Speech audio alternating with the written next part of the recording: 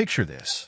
It's late at night, you're settling in for some background noise while you study or drift off to sleep, and instead of another generic commentary track, you're about to dive into the twisted, interconnected universe that Trey Parker and Matt Stone have been building for over 25 years. Welcome to South Park, a show that presents itself as crude toilet humor but operates as one of the most sophisticated pieces of social commentary ever put to television. Tonight, we're peeling back the layers of this deceptively simple animated series to explore the theories that have captivated fans for decades. From Kenny's mysterious deaths to the true nature of Satan's role in the South Park universe, from the conspiracy surrounding the underpants gnomes to the deeper meaning behind Cartman's elaborate schemes. We're going to journey through the most compelling fan theories that suggest South Park isn't just random chaos, but a carefully constructed mythology. What makes South Park particularly fascinating for theoretical analysis is how it operates on multiple levels simultaneously. On the surface, it's a show about four foul-mouthed fourth graders navigating the absurdities of small-town life. Dig deeper, and you'll find razor-sharp political satire that has remained relevant for decades. But go deeper still, and you'll discover an intricate web of recurring themes, mysterious connections, and unexplained phenomena that suggest something far more complex at work. Consider the sheer statistical impossibility of South Park's supernatural incidents. In what world does a small Colorado mountain town regularly experience alien visitations, demonic possessions, government conspiracies, celebrity meltdowns, and interdimensional rifts? The answer, according to many fan theories, is a world where South Park serves as something far more significant than just another American suburb. The consistency of these extraordinary events points to an underlying pattern that the show's creators have woven throughout nearly 3 decades of storytelling. Whether it's the recurring appearance of certain symbols, the cyclical nature of certain events, or the way seemingly unrelated episodes connect to form larger narratives, South Park rewards careful observation and deep analysis. Take Kenny McCormick's deaths, for instance. What began as a simple running gag has evolved into something far more complex and meaningful. The mechanics of his resurrection, the timing of his absences, and the cosmic implications of his immortality have spawned theories that recontextualize the entire series. Is Kenny's suffering random, or does it serve a greater purpose in maintaining South Park's delicate supernatural balance? Similarly, Eric Cartman's evolution from simple antagonist to complex anti-hero has revealed layers of intelligence and strategic thinking that shouldn't exist in a 9-year-old. His schemes have grown increasingly sophisticated, his manipulations more psychologically complex, and his understanding of human nature unerringly accurate. The question becomes, is Cartman simply a well-written character, or is there something more supernatural about his capabilities? These questions extend beyond individual characters to encompass the entire South Park universe. Why do government agencies consistently ignore or cover up the town's supernatural activity? How does a small mountain community attract such a disproportionate number of celebrities, conspiracy theorists, and cosmic entities? What explains the temporal anomalies that keep the boys perpetually 9 years old while the world around them evolves? The beauty of South Park theories lies in their ability to transform seemingly random events into meaningful patterns. They offer frameworks for understanding how disparate episodes connect, why certain characters behave in specific ways, and what underlying forces might be shaping the show's reality. Whether you approach these theories as literary analysis, conspiracy investigation, or simply creative interpretation, they add depth and richness to an already complex narrative.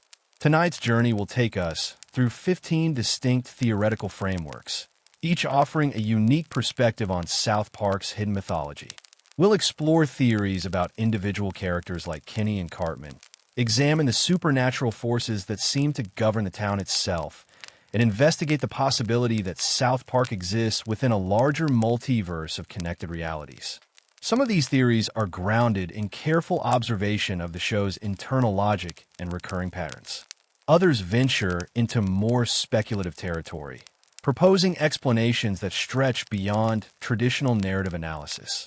All of them share a common thread: the recognition that South Park operates according to rules and patterns that reward deeper investigation.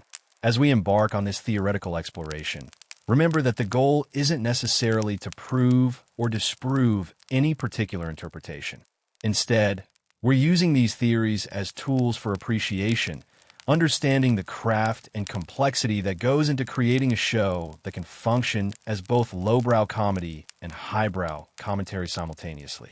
The theories we'll explore tonight have been developed by fans who've spent countless hours analyzing episodes, identifying patterns, and connecting dots across decades of storytelling. They represent the collaborative intelligence of a community that refuses to accept South Park at face value, instead choosing to dig deeper into its mysteries and contradictions. So grab your orange parka, settle in, and prepare to see South Park in a whole new light. These theories range from the plausible to the mind-bending, but each one offers a fascinating lens through which to view this Colorado mountain town, where the extraordinary has become mundane. Whether you're a casual viewer looking for new perspectives or a dedicated fan seeking deeper understanding, tonight's exploration promises to reveal hidden depths in one of television's most enduring animated series. Let's begin our descent into the rabbit hole of South Park lore, where nothing is quite what it seems, and every theory opens the door to even deeper mysteries. Kenny McCormick's deaths aren't random gags. They're part of an ancient cosmic cycle that binds him to South Park itself. This theory suggests that Kenny is trapped in a supernatural loop far more complex and horrifying than anything Stephen King ever conceived, where death and rebirth serve a purpose that extends beyond the boundaries of our small Colorado town. Let's start with the statistical impossibility of Kenny's mortality rate. In what universe does a 9-year-old boy die over 100 times and consistently return without anyone questioning the mechanics of his resurrection? The answer lies not in comedy, but in cosmic horror. Kenny McCormick isn't just unlucky, he's cursed, bound by forces that predate human civilization and extend far beyond the comprehension of South Park's residents. The evidence for Kenny's supernatural binding begins with his family's background. The McCormicks aren't just poor, they're connected to occult practices that trace back generations. Kenny's parents, Stuart and Carol, have demonstrated knowledge of and participation in cult activities throughout the series.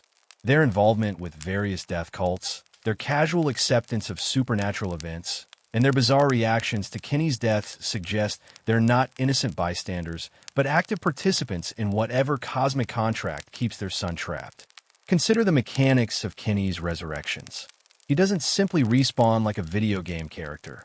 There's a specific process at work. Kenny's consciousness transfers between deaths, retaining memories and experiences that accumulate over time. This isn't random supernatural occurrence. It's a design system with rules and limitations. The orange parka he wears isn't just a fashion choice. It's a protective talisman, a physical anchor that helps maintain his identity across death cycles. The timing of Kenny's deaths provides crucial evidence for their supernatural purpose. They don't occur randomly, but seem to coincide with moments of extreme supernatural tension in South Park. When the town faces existential threats, alien invasions, demonic possessions, or dimensional rifts, Kenny's death often serves as a pressure release valve, absorbing negative energy that might otherwise tear the fabric of reality. This theory gains compelling support from Kenny's temporary absence during Season 6. When Kenny was permanently killed and replaced by Butters, South Park experienced an unprecedented surge in supernatural activity. The absence of Kenny's death cycle coincided with increased cosmic instability, more frequent supernatural incidents, and greater threats to the town's existence. His eventual return in Season 7 immediately stabilized these supernatural fluctuations, suggesting his deaths serve as crucial maintenance for South Park's metaphysical infrastructure. The evolution of Kenny's character over time reveals his growing awareness of his cosmic role. In later seasons, his deaths become less frequent and more purposeful. He begins to demonstrate knowledge that extends beyond his apparent age and education, suggesting that each death cycle adds to his accumulated wisdom and understanding. The episode Mysterion Rises explicitly reveals Kenny's awareness of his immortality and his growing frustration with the burden it represents. Kenny's superhero alter ego, Mysterion, represents his attempt to reclaim agency within his supernatural constraints. Rather than passively accepting his role as cosmic sacrifice, he transforms his curse into a tool for protecting others. This evolution suggests that Kenny is slowly transcending his original binding, learning to manipulate the forces that control him rather than simply enduring them. The Cthulhu mythology connection cannot be ignored. Kenny's family's involvement with cosmic horror elements, his ability to communicate with eldritch entities, and his role in preventing cosmic catastrophes all point to his place within a larger supernatural ecosystem. South Park exists at the intersection of multiple dimensions and realities, and Kenny's death cycle serves as a stabilizing force that prevents these intersections from causing reality collapse. The Orange Parka itself deserves deeper analysis. Throughout the series, Kenny's hood remains consistently orange, even when other aspects of his appearance change. This consistency suggests the color and garment hold specific supernatural significance. Orange traditionally represents transformation and spiritual protection in various occult traditions, and Kenny's parka may function as a physical manifestation of the cosmic forces that bind and protect him. The social aspect of Kenny's deaths reveals another layer of supernatural influence. Despite witnessing Kenny's deaths repeatedly, the residents of South Park demonstrate selective amnesia about these events. This isn't simple comedic convenience. It's evidence of supernatural manipulation of collective memory. The forces that control Kenny's death cycle also influence the perception and memory of witnesses, ensuring that his resurrections don't disrupt the broader social fabric. Kenny's relationships with his friends provide additional evidence for his supernatural nature. While Stan, Kyle, and Cartman age and develop psychologically, Kenny remains more static, his personality anchored by his cosmic role. His friendships serve as tethers to humanity, preventing his accumulated supernatural knowledge from completely alienating him from mortal concerns. The financial poverty of the McCormick family may also be connected to Kenny's supernatural burden. Cosmic responsibilities often come with earthly sacrifices, and the family's persistent poverty could represent the price paid for Kenny's immortality. Their material struggles balance against Kenny's spiritual significance, maintaining cosmic equilibrium through earthly suffering.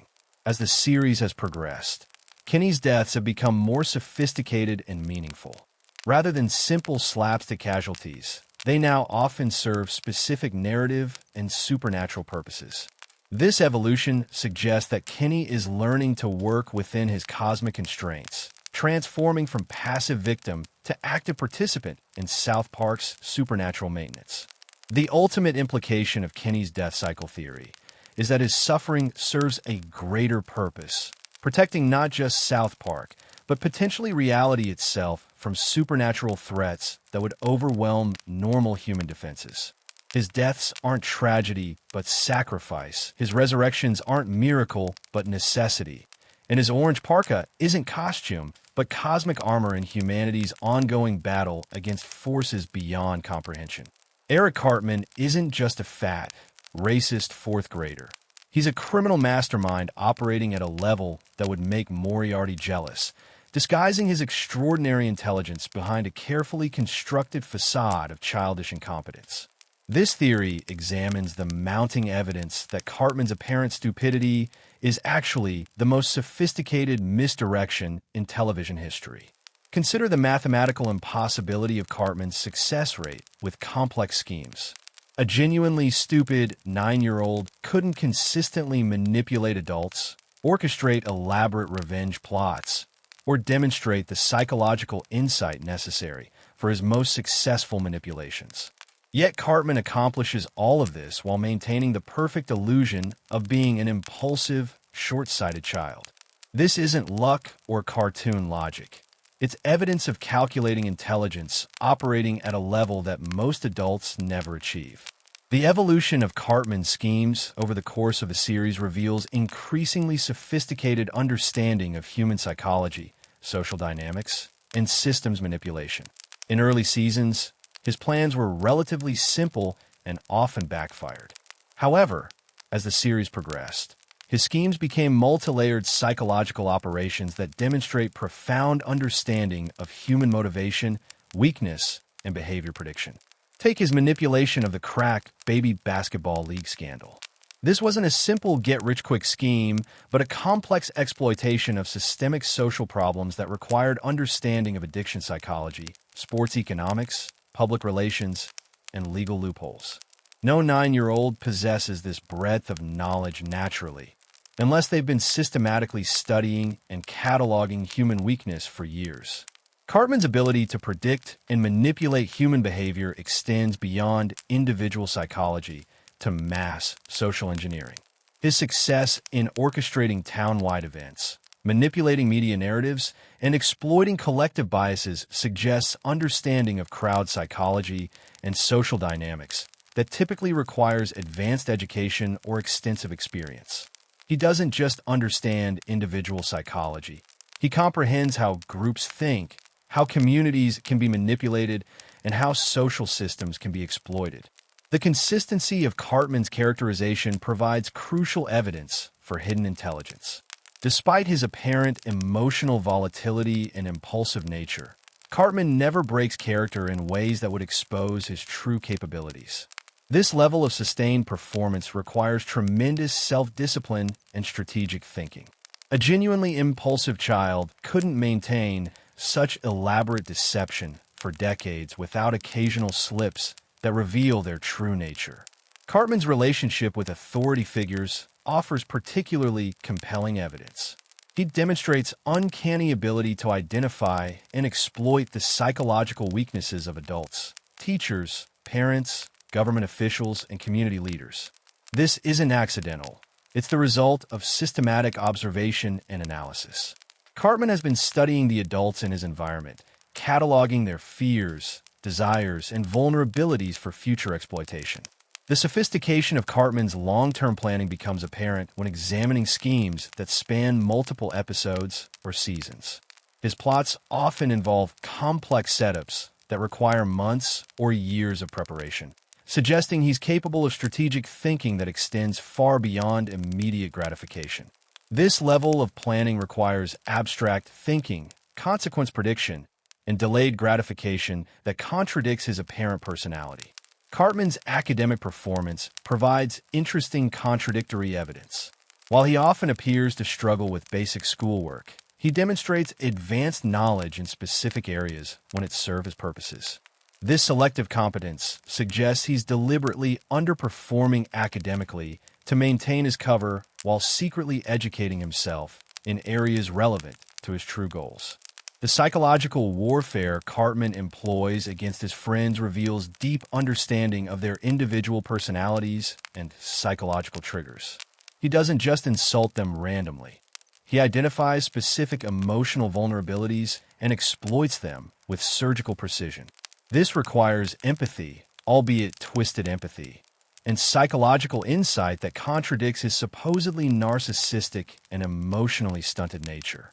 Cartman's manipulation techniques evolve throughout the series, suggesting he's learning from each interaction and refining his methods.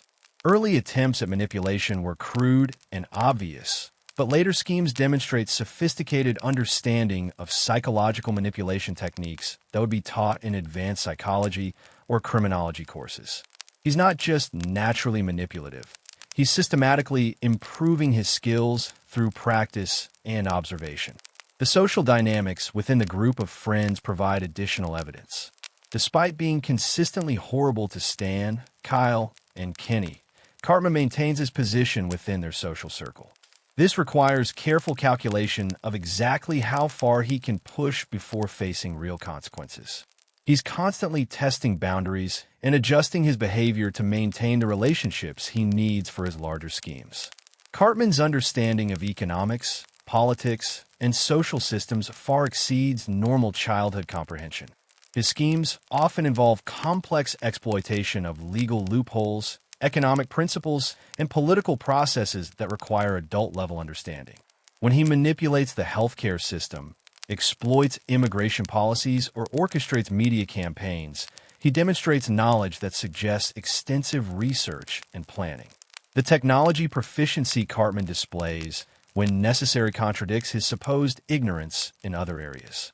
He can operate complex equipment, understand sophisticated communication systems, and navigate bureaucratic processes when these skills serve his purposes. This selective competence suggests he's capable of learning anything he chooses to learn, but deliberately limits his displayed knowledge to maintain his cover. Cartman's emotional manipulation of his mother represents perhaps his most sophisticated ongoing psychological operation. Leanne Cartman's enabling behavior isn't just the result of poor parenting. It's the product of years of systematic conditioning by a master manipulator who understood her psychological vulnerabilities and exploited them to create the perfect enabling environment for his development. The ultimate goal of Cartman's hidden intelligence appears to be complete social control. Each scheme, regardless of its apparent immediate purpose, contributes to his growing understanding of how individuals and groups can be manipulated. He's not just pursuing random goals. He's systematically learning the skills necessary for large-scale social manipulation and control. The most chilling aspect of this theory is that Cartman's apparent character flaws, his racism, sexism, and general bigotry, may be calculated tools rather than genuine beliefs. By presenting himself as an obvious villain, he deflects attention from his true capabilities while studying how people respond to different types of social provocations. If this theory is correct, then Eric Cartman represents one of the most dangerous fictional characters ever created, a master manipulator hiding behind the perfect disguise of childhood incompetence, systematically preparing for goals that extend far beyond the boundaries of South Park itself. The Underpants Gnome's famous business plan, Phase 1, collect underpants, Phase 2, Phase 3, profit, isn't just a joke about corporate logic. It's a deliberate commentary on late-stage capitalism and one of the most sophisticated economic allegories ever presented in animated television. This theory suggests that the gnomes represent far more than simple comic relief. They embody the fundamental contradictions and exploitation inherent in modern economic systems. To understand the deeper meaning of the Underpants Gnomes, we must first examine what they actually represent within South Park's economic ecosystem. These small, industrious creatures work tirelessly through the night, collecting a resource that has no apparent value to them, following orders from mysterious higher authorities they never question. Sound familiar? This is the exact situation faced by millions of workers in the modern economy, laboring to produce value they'll never see, following directives from corporate entities whose ultimate goals remain opaque. The choice of underpants as the collected commodity is particularly significant. Underwear represents the most basic, intimate necessity of human existence. Clothing that touches our skin, protects our modesty, and serves fundamental hygienic purposes. By targeting this essential item, the gnomes aren't just stealing random objects. They're appropriating the basic necessities of human dignity and comfort.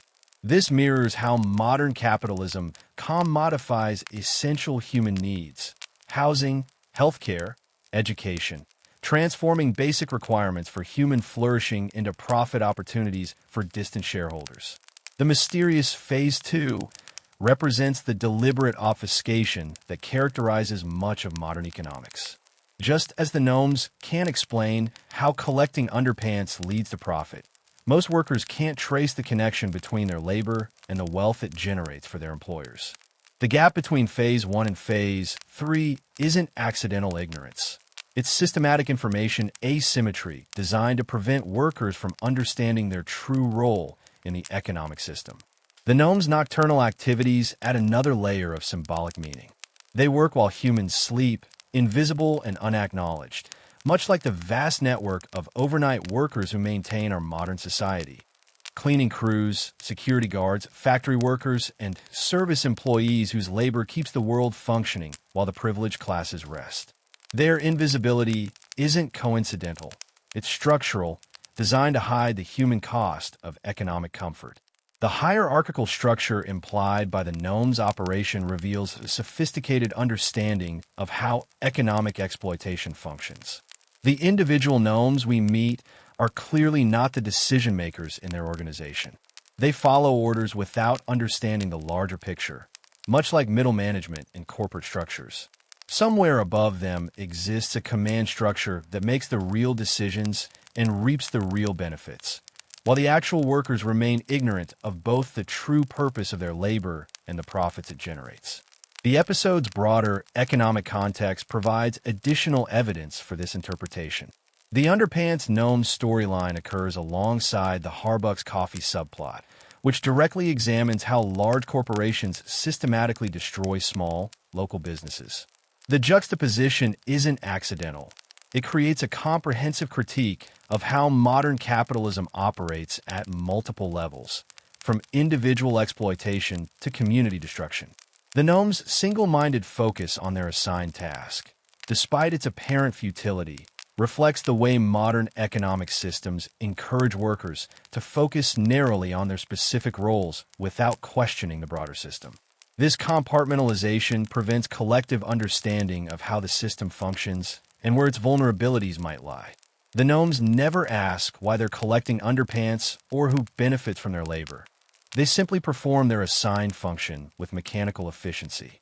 The temporal aspect of the gnomes' operation, their consistent, repetitive work across indefinite time periods, mirrors the way capitalism requires constant expansion and accumulation. They can't simply collect enough underpants and stop. Their system demands perpetual growth and endless accumulation of resources, regardless of whether this accumulation serves any meaningful purpose. This reflects the fundamental contradiction of capitalism, the need for infinite growth within finite systems. The physical scale of the gnomes themselves carries symbolic weight. They're small, easily overlooked, and individually powerless. Yet collectively, they represent a massive labor force capable of systematically appropriating resources from an entire community. This reflects how individual workers may feel powerless within economic systems, but collectively represent the source of all economic value and productivity. The comedy inherent in the Underpants Gnome scenario serves to normalize and domesticate what is actually a profound critique of economic exploitation. By presenting the allegory through humor, South Park makes its criticism more palatable, while simultaneously demonstrating how entertainment and comedy can be used to soften the edges of uncomfortable economic realities. The gnomes are funny precisely because their situation mirrors our own economic predicament so closely. The question of what the gnomes do with the collected underpants once they've gathered them remains deliberately unanswered. This absence of information isn't a plot hole, it's the point. Most workers never see the final products of their labor or understand how their work contributes to broader economic outcomes. The mystery of Phase 2 represents the deliberately obscured connections between worker productivity and capital accumulation. The gnomes' apparent contentment with their situation reflects how economic systems encourage worker satisfaction with exploitation through various forms of false consciousness.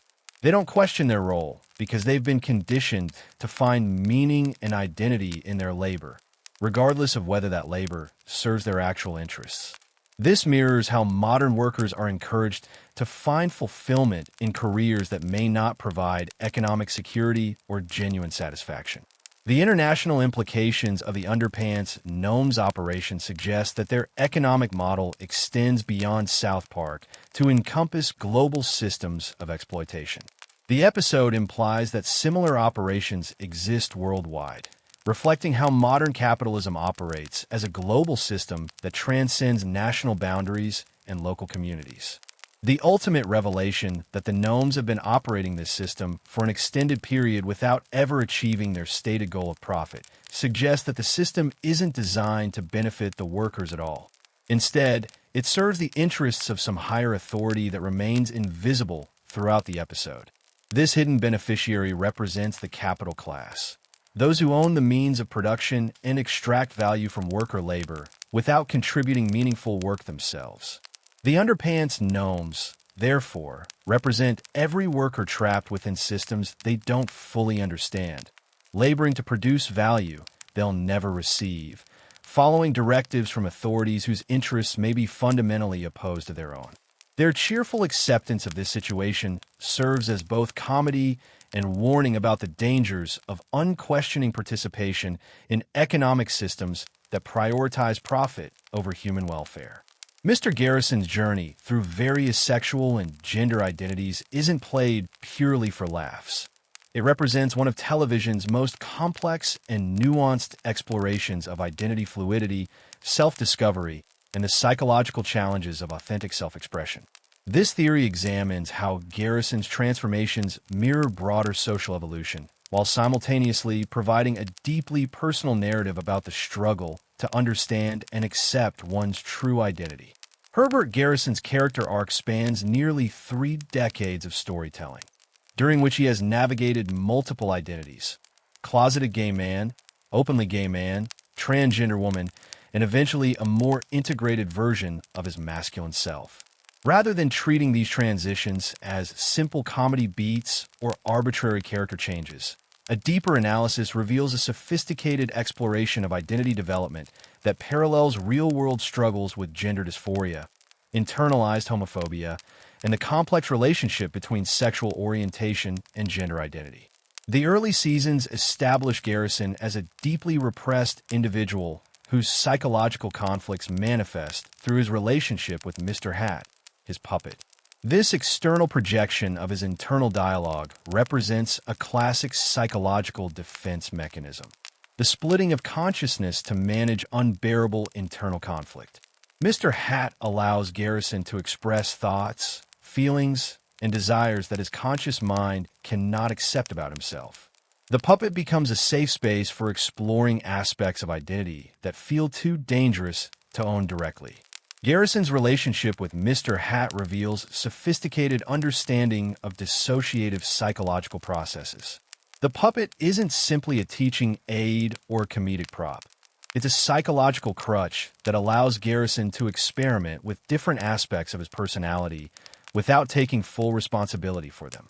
When Mr. Hat expresses racist, homophobic, or sexually inappropriate thoughts, Garrison can maintain plausible deniability about these impulses while still expressing them safely. The evolution from Mr. Hat to Mr. Slave represents Garrison's first major step toward authentic self-expression. By entering into a relationship with an actual person rather than a puppet, he begins to integrate previously dissociated aspects of his identity. However, the extreme nature of this relationship, with its emphasis on BDSM and public displays of sexuality, suggests that Garrison is still struggling to find healthy expression for his authentic self. The pendulum swings from complete repression to complete exhibitionism, indicating ongoing psychological instability. Garrison's transition to Mrs. Garrison represents perhaps the most complex phase of his identity exploration. This transformation isn't simply about changing gender presentation.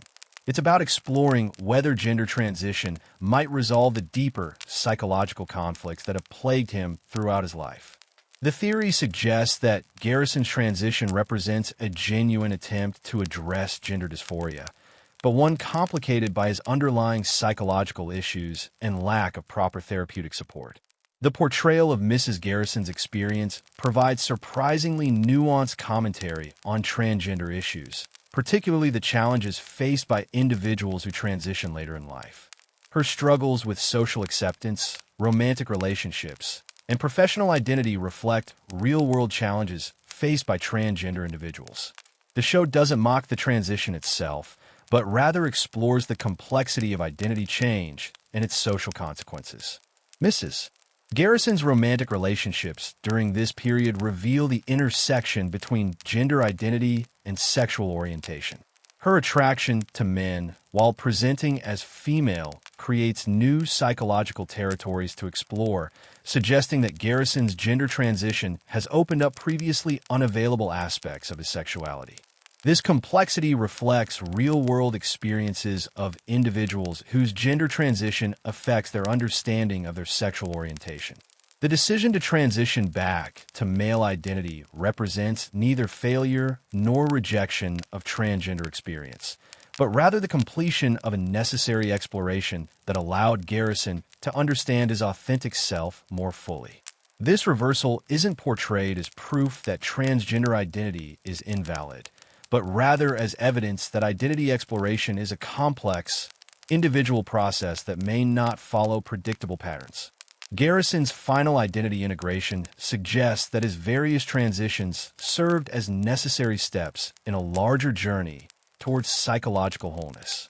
Each phase, repressed gay man, openly gay man, transgender woman, integrated masculine identity, contributed essential information about different aspects of his authentic self. The journey wasn't linear or predictable, but it was ultimately productive in terms of self-understanding and psychological development. The social context of Garrison's transitions reflects broader cultural evolution regarding LGBTQ plus acceptance. His early repression mirrors the social climate of earlier decades when homosexuality was heavily stigmatized and gender nonconformity was largely invisible in mainstream culture.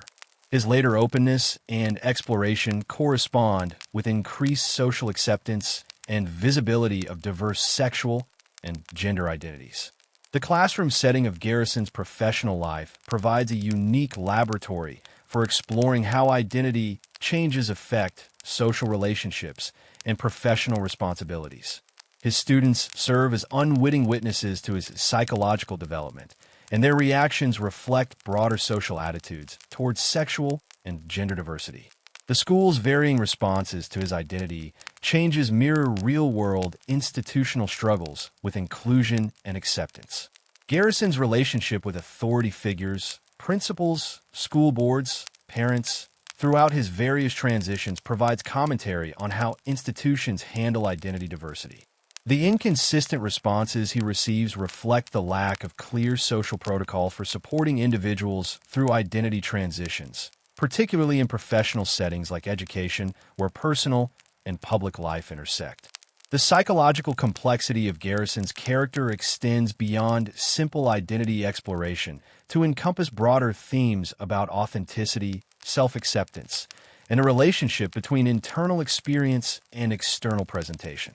His journey suggests that authentic identity may not be a fixed destination, but rather an ongoing process of self-discovery and integration.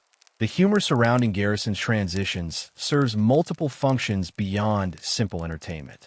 It normalizes identity exploration by making it accessible to audiences who might otherwise feel threatened by unfamiliar experiences. It also demonstrates how comedy can be used to explore serious psychological and social issues without diminishing their importance or complexity. Garrison's character development reflects sophisticated understanding of contemporary psychological and sociological research regarding sexual orientation and gender identity. His experiences incorporate elements of identity development theory, gender dysphoria research, and social psychology, findings about acceptance and integration of diverse identities. The ultimate message of Garrison's identity journey appears to be that authentic self-expression requires courage, experimentation, and often significant social risk. His willingness to explore different aspects of his identity, despite social consequences and personal uncertainty, models a kind of psychological bravery that many viewers might find inspiring or instructive. The resolution of Garrison's identity exploration doesn't suggest that one identity is superior to others, but rather that individual psychological health requires finding authentic expression that integrates all aspects of the self. His final identity represents not rejection of previous explorations, but integration of lessons learned through extensive self-experimentation and social feedback. Satan isn't the antagonist of South Park. He's actually its secret guardian, working behind the scenes to protect the town from far worse supernatural threats that would otherwise tear reality apart. This theory reframes every one of Satan's appearances not as attacks on the community, but as interventions designed to maintain cosmic balance and protect humanity from forces far more malevolent than anything hell could produce. To understand Satan's true role in South Park's supernatural ecosystem, We must first examine the timing and context of his appearances throughout the series. Satan doesn't manifest randomly or during periods of peace. He emerges precisely when South Park faces existential supernatural threats that exceed the capacity of human authorities to handle. His interventions consistently coincide with moments when the fabric of reality itself hangs in the balance, suggesting his presence serves a stabilizing rather than destabilizing function. Consider Satan's personality as portrayed throughout the series. Unlike traditional depictions of the devil as a malevolent force seeking human corruption and destruction, South Park's Satan demonstrates remarkable emotional intelligence, fairness, and genuine concern for justice. His approach to conflict resolution consistently emphasizes dialogue, understanding, and mutually beneficial solutions rather than domination or destruction. This characterization is fundamentally incompatible with the role of cosmic antagonist. Instead, it suggests someone who has accepted responsibility for maintaining delicate supernatural equilibria. The most compelling evidence for Satan's protective role lies in analyzing what happens to South Park when he's absent or distracted. During periods when Satan is dealing with personal issues, his relationship problems with Saddam Hussein, his identity crises, or his romantic entanglements, South Park experiences increased supernatural chaos and more severe threats to its existence. This inverse relationship between Satan's personal stability and South Park's supernatural safety suggests that his attention and intervention serve as crucial protective mechanisms. Satan's relationship with other supernatural entities provides additional evidence for his protective function. When genuinely malevolent forces threaten South Park, alien invasions, demonic possessions, or interdimensional incursions, Satan consistently opposes these threats rather than allying with them. His conflicts aren't with humanity, but with other supernatural powers that would exploit or destroy human communities. This positions him as humanity's advocate within supernatural hierarchies rather than its opponent. The administrative aspects of Satan's role become apparent when examining how supernatural incidents are resolved in his presence. Rather than simply using raw power to dominate situations, Satan often employs bureaucratic and legal frameworks to resolve conflicts. His approach suggests familiarity with cosmic laws and regulations that govern supernatural interactions with the mortal realm. He operates within established supernatural legal systems rather than as a rogue agent, indicating official responsibility for managing these interactions.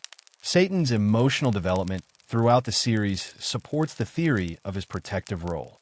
His struggles with relationships, self-esteem, and personal identity humanize him in ways that make his protective instincts toward humanity more comprehensible.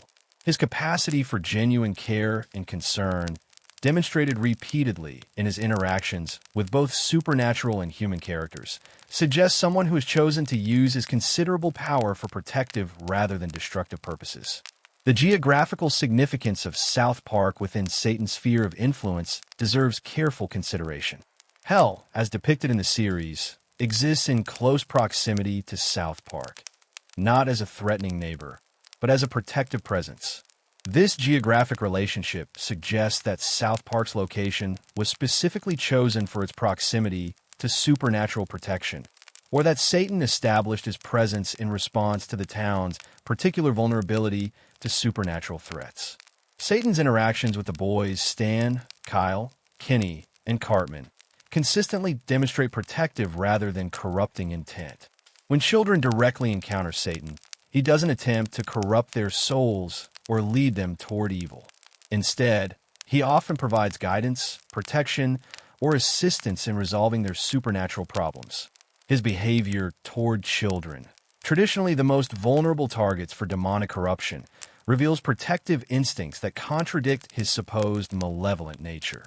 The theological implications of Satan's protective role suggest a more complex supernatural cosmology than traditional heaven versus hell narratives.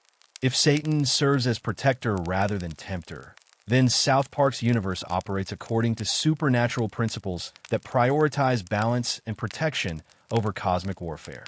This framework positions various supernatural entities as administrators of different aspects of reality rather than as opposing armies in an eternal conflict.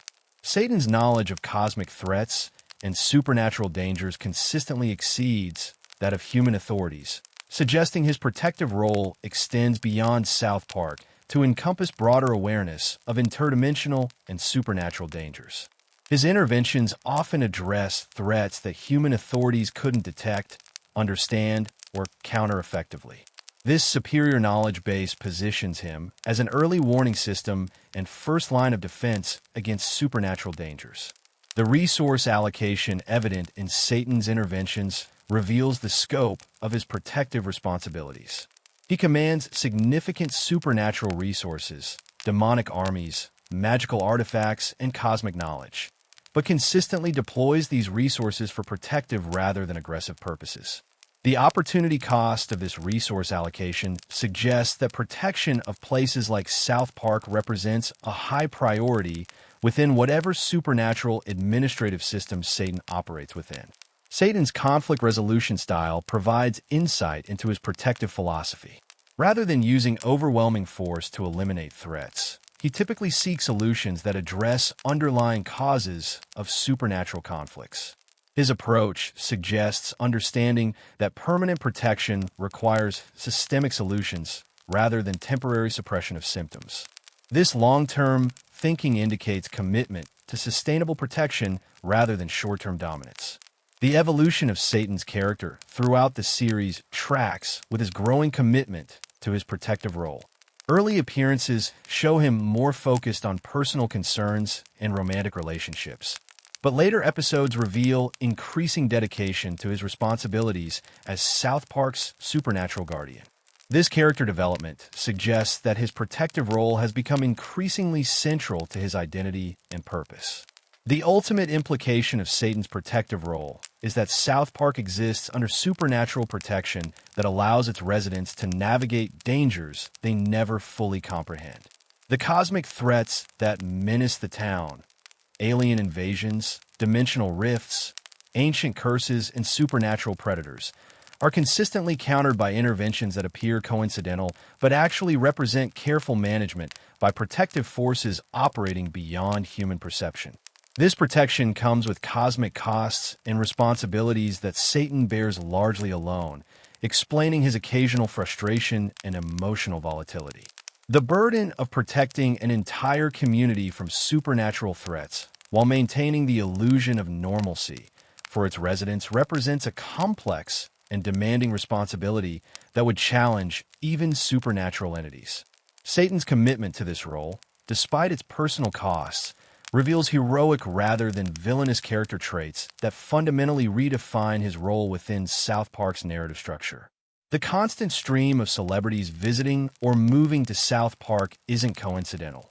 The town serves as an interdimensional hub where famous people are drawn by supernatural forces that amplify their psychological characteristics and provide opportunities for transformation that exist nowhere else in our reality.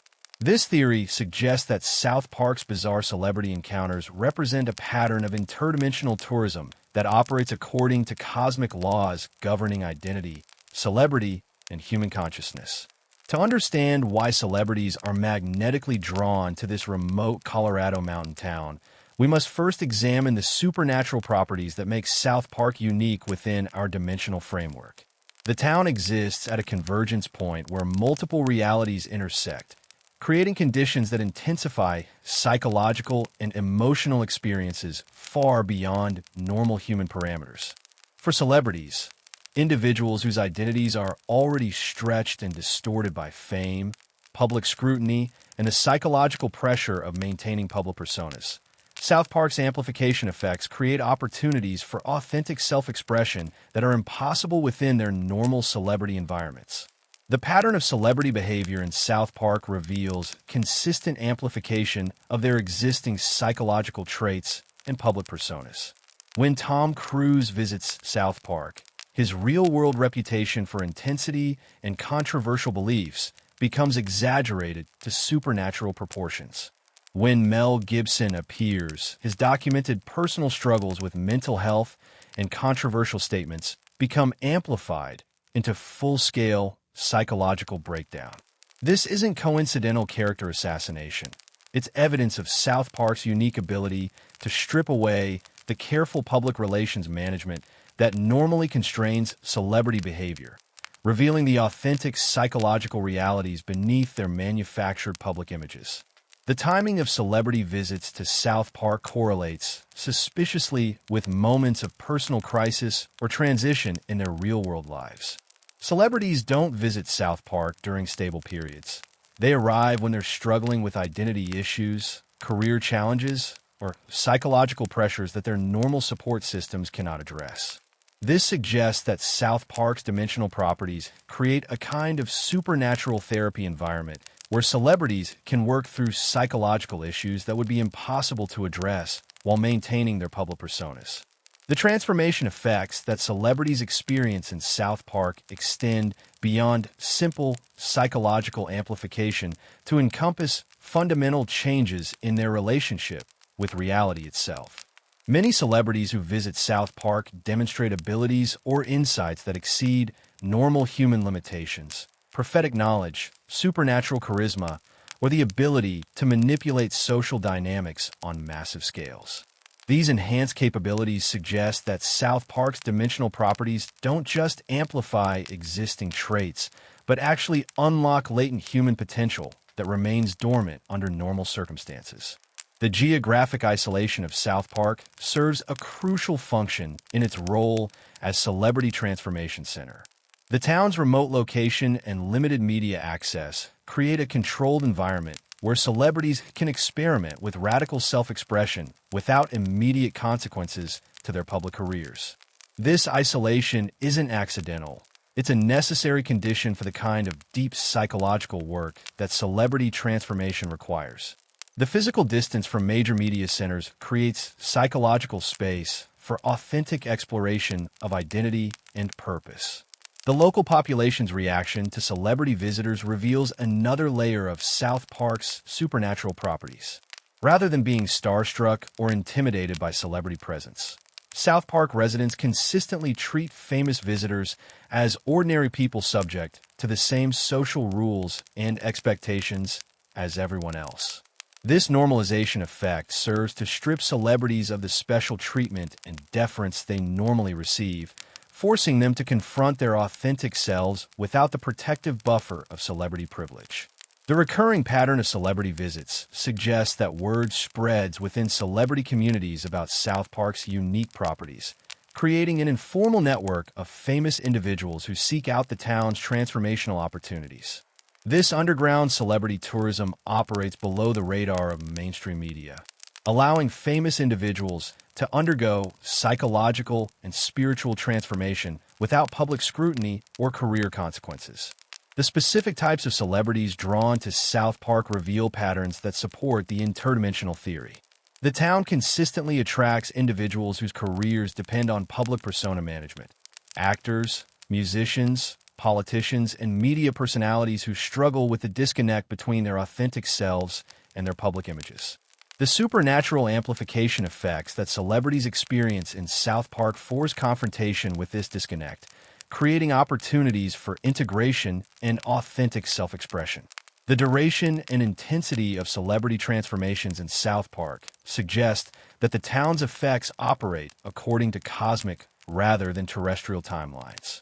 Some celebrities experience profound transformation during brief visits, while others require extended stays to achieve psychological integration. This variability suggests that South Park's transformational processes adapt to individual psychological needs rather than following predetermined schedules.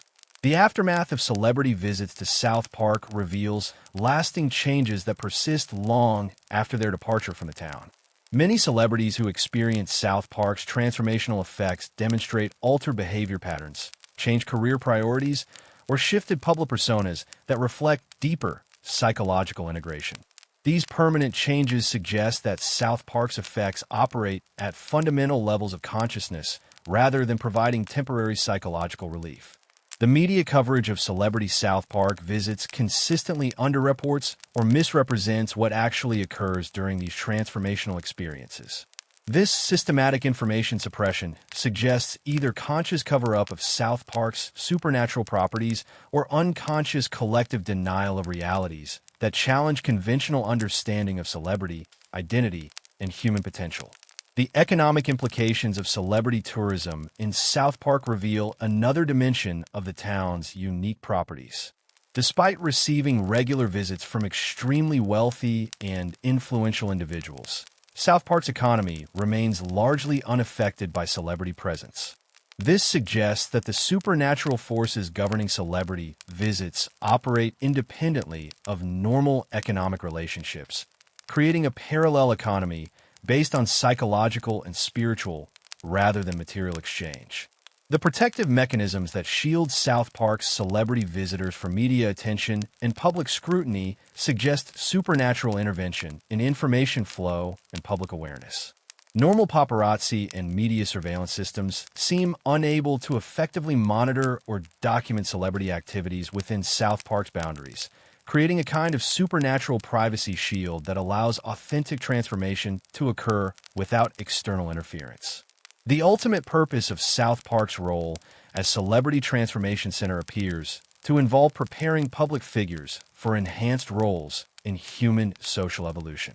Celebrities who undergo successful transformation in South Park often return to their careers with increased wisdom, authenticity, and social consciousness that influences their public work and cultural impact. This suggests that South Park serves as a kind of advanced training facility for individuals whose platform and influence position them to guide broader human development. The cosmic significance of celebrity transformation in South Park extends beyond individual psychological healing to encompass the role of public figures in collective human consciousness. In a media-saturated culture where celebrity behavior significantly influences social norms and values, the transformation of famous individuals carries implications for broader cultural evolution and human spiritual development.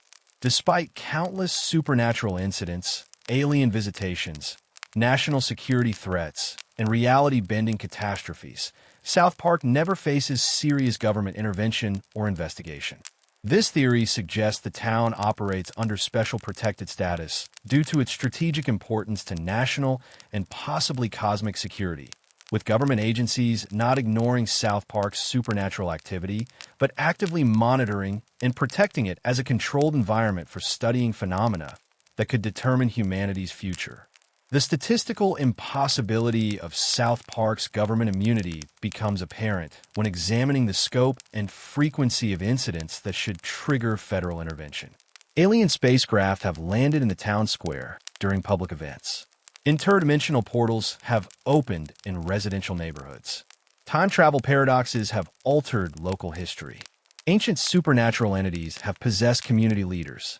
Any one of these incidents should result in immediate military quarantine, scientific investigation, and media attention that would transform South Park into the most studied location on Earth.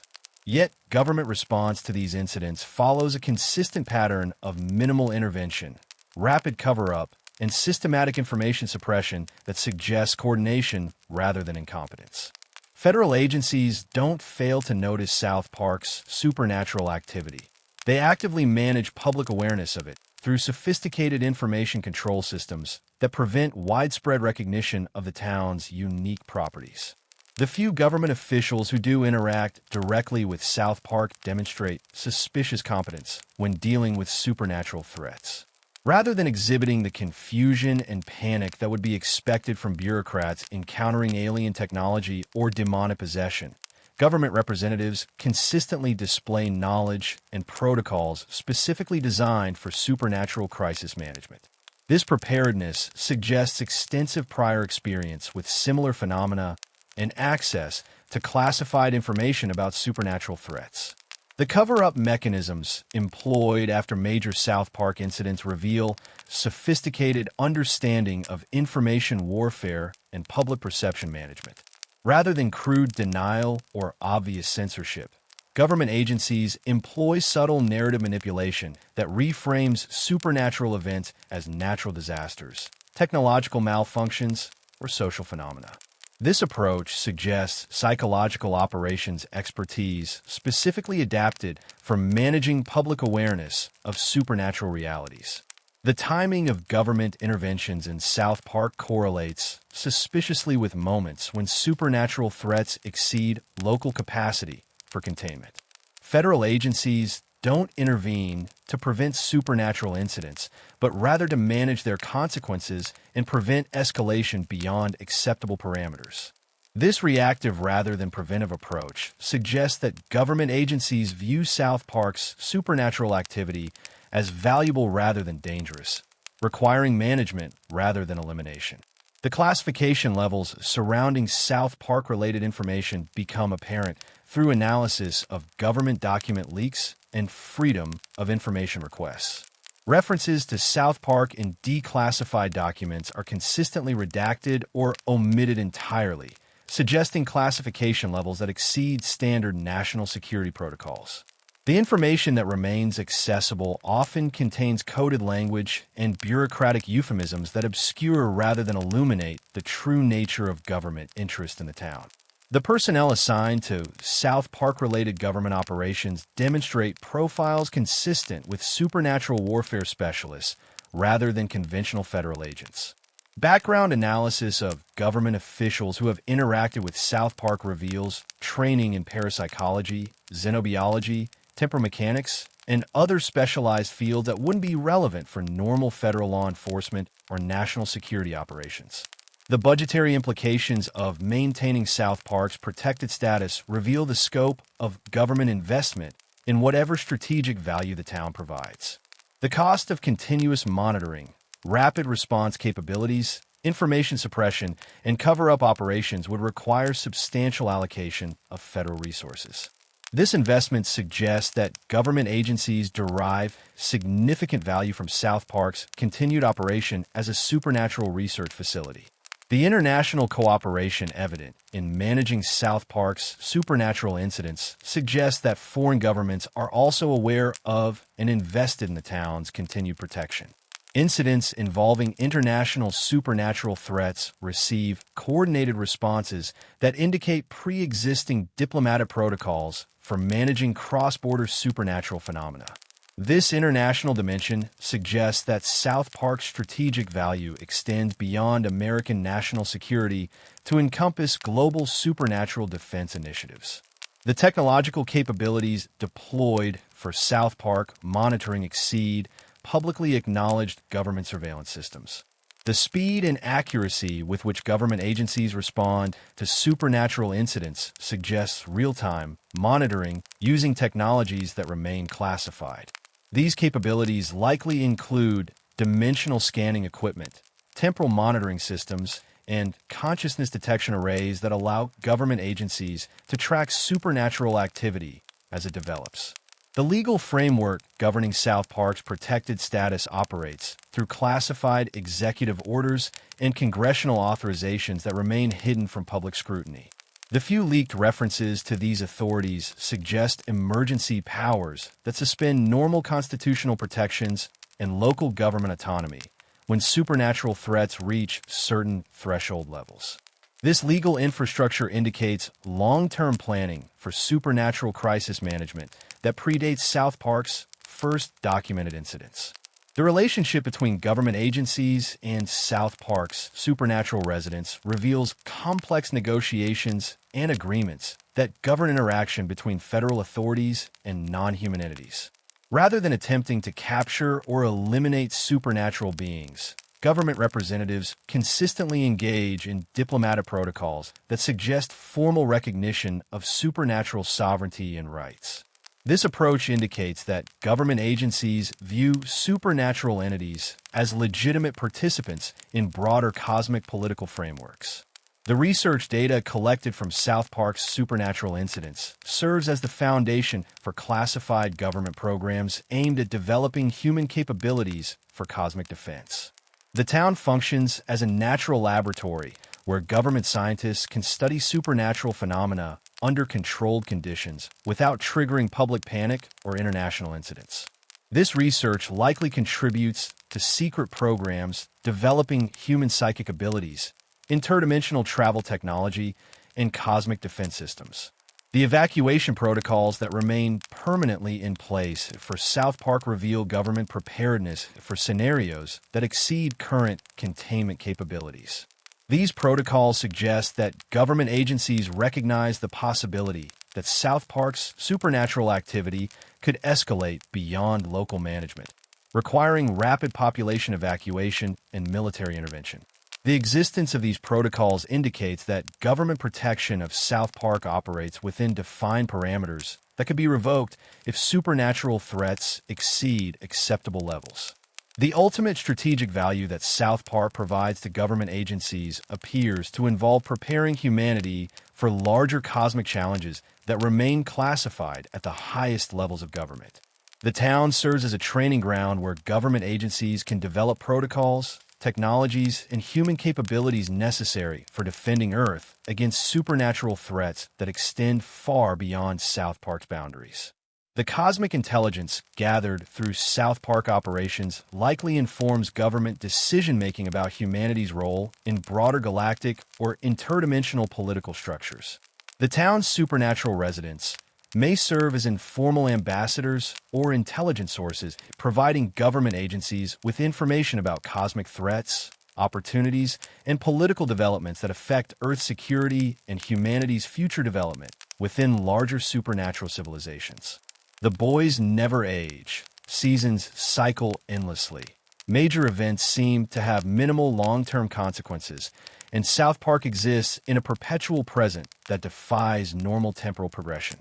This theory suggests that South Park operates within a carefully constructed temporal loop designed to preserve a specific moment in cosmic history when human consciousness reached a critical developmental threshold that must be maintained for the stability of multiple dimensional realities.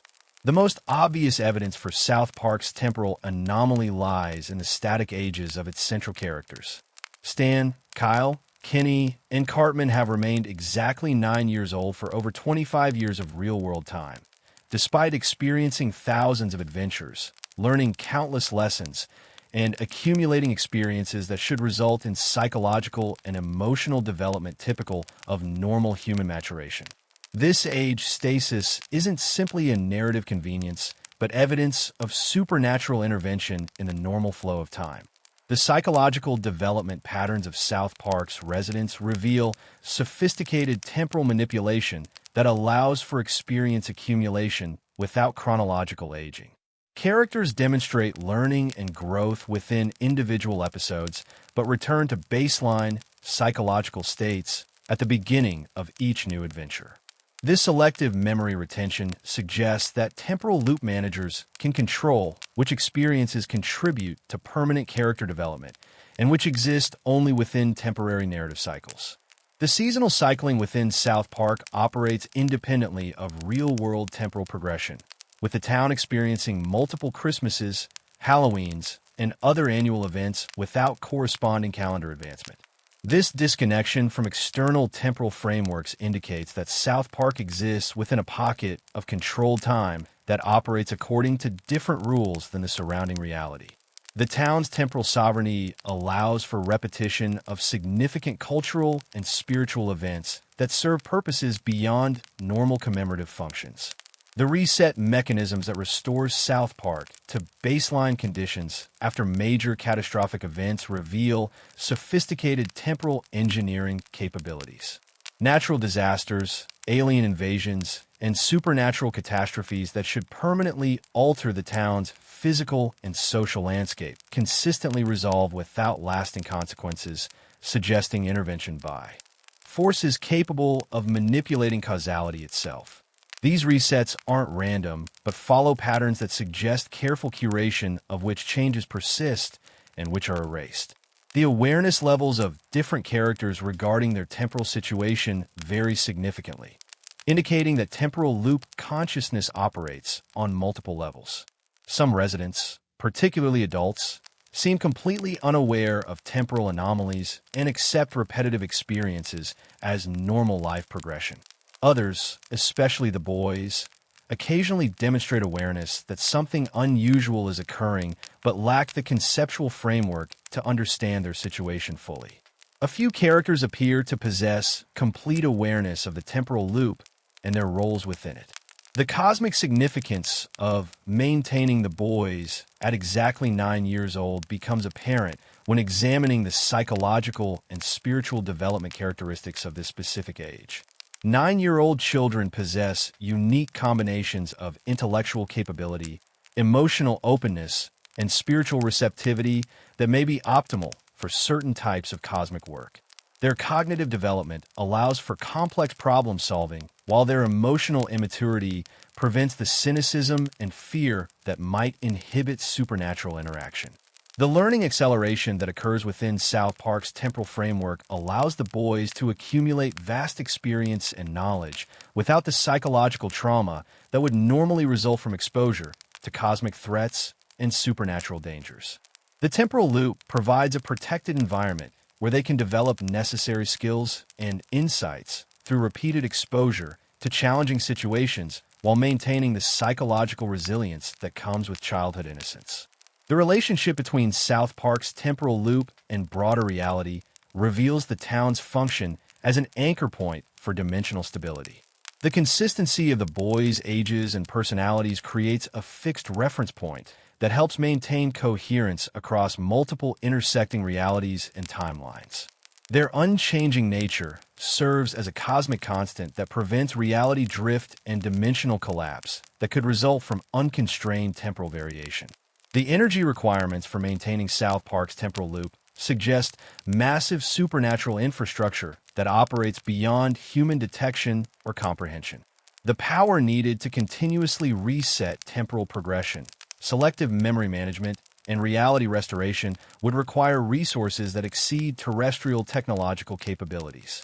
This infrastructure likely draws energy from interdimensional sources and operates through cosmic technologies that remain completely hidden from South Park's residents. The testing protocols evident in South Park's repetitive scenarios suggest that the temporal loop serves as an evaluation system for developing cosmic consciousness and supernatural problem-solving capabilities. The boys repeatedly encounter escalating challenges that test different aspects of their psychological development, moral reasoning, and collaborative problem-solving abilities. These tests appear designed to prepare them for responsibilities that extend far beyond normal childhood development. The memory editing systems that allow South Park residents to forget traumatic supernatural encounters while retaining important learning experiences reveal sophisticated psychological manipulation capabilities. These systems can distinguish between memories that contribute to positive development and those that would cause psychological damage, selectively preserving beneficial experiences while erasing harmful trauma. This technology suggests advanced understanding of human consciousness and memory formation. The dimensional intersection properties of South Park's temporal loop create opportunities for interaction with entities and realities that exist outside normal space-time constraints.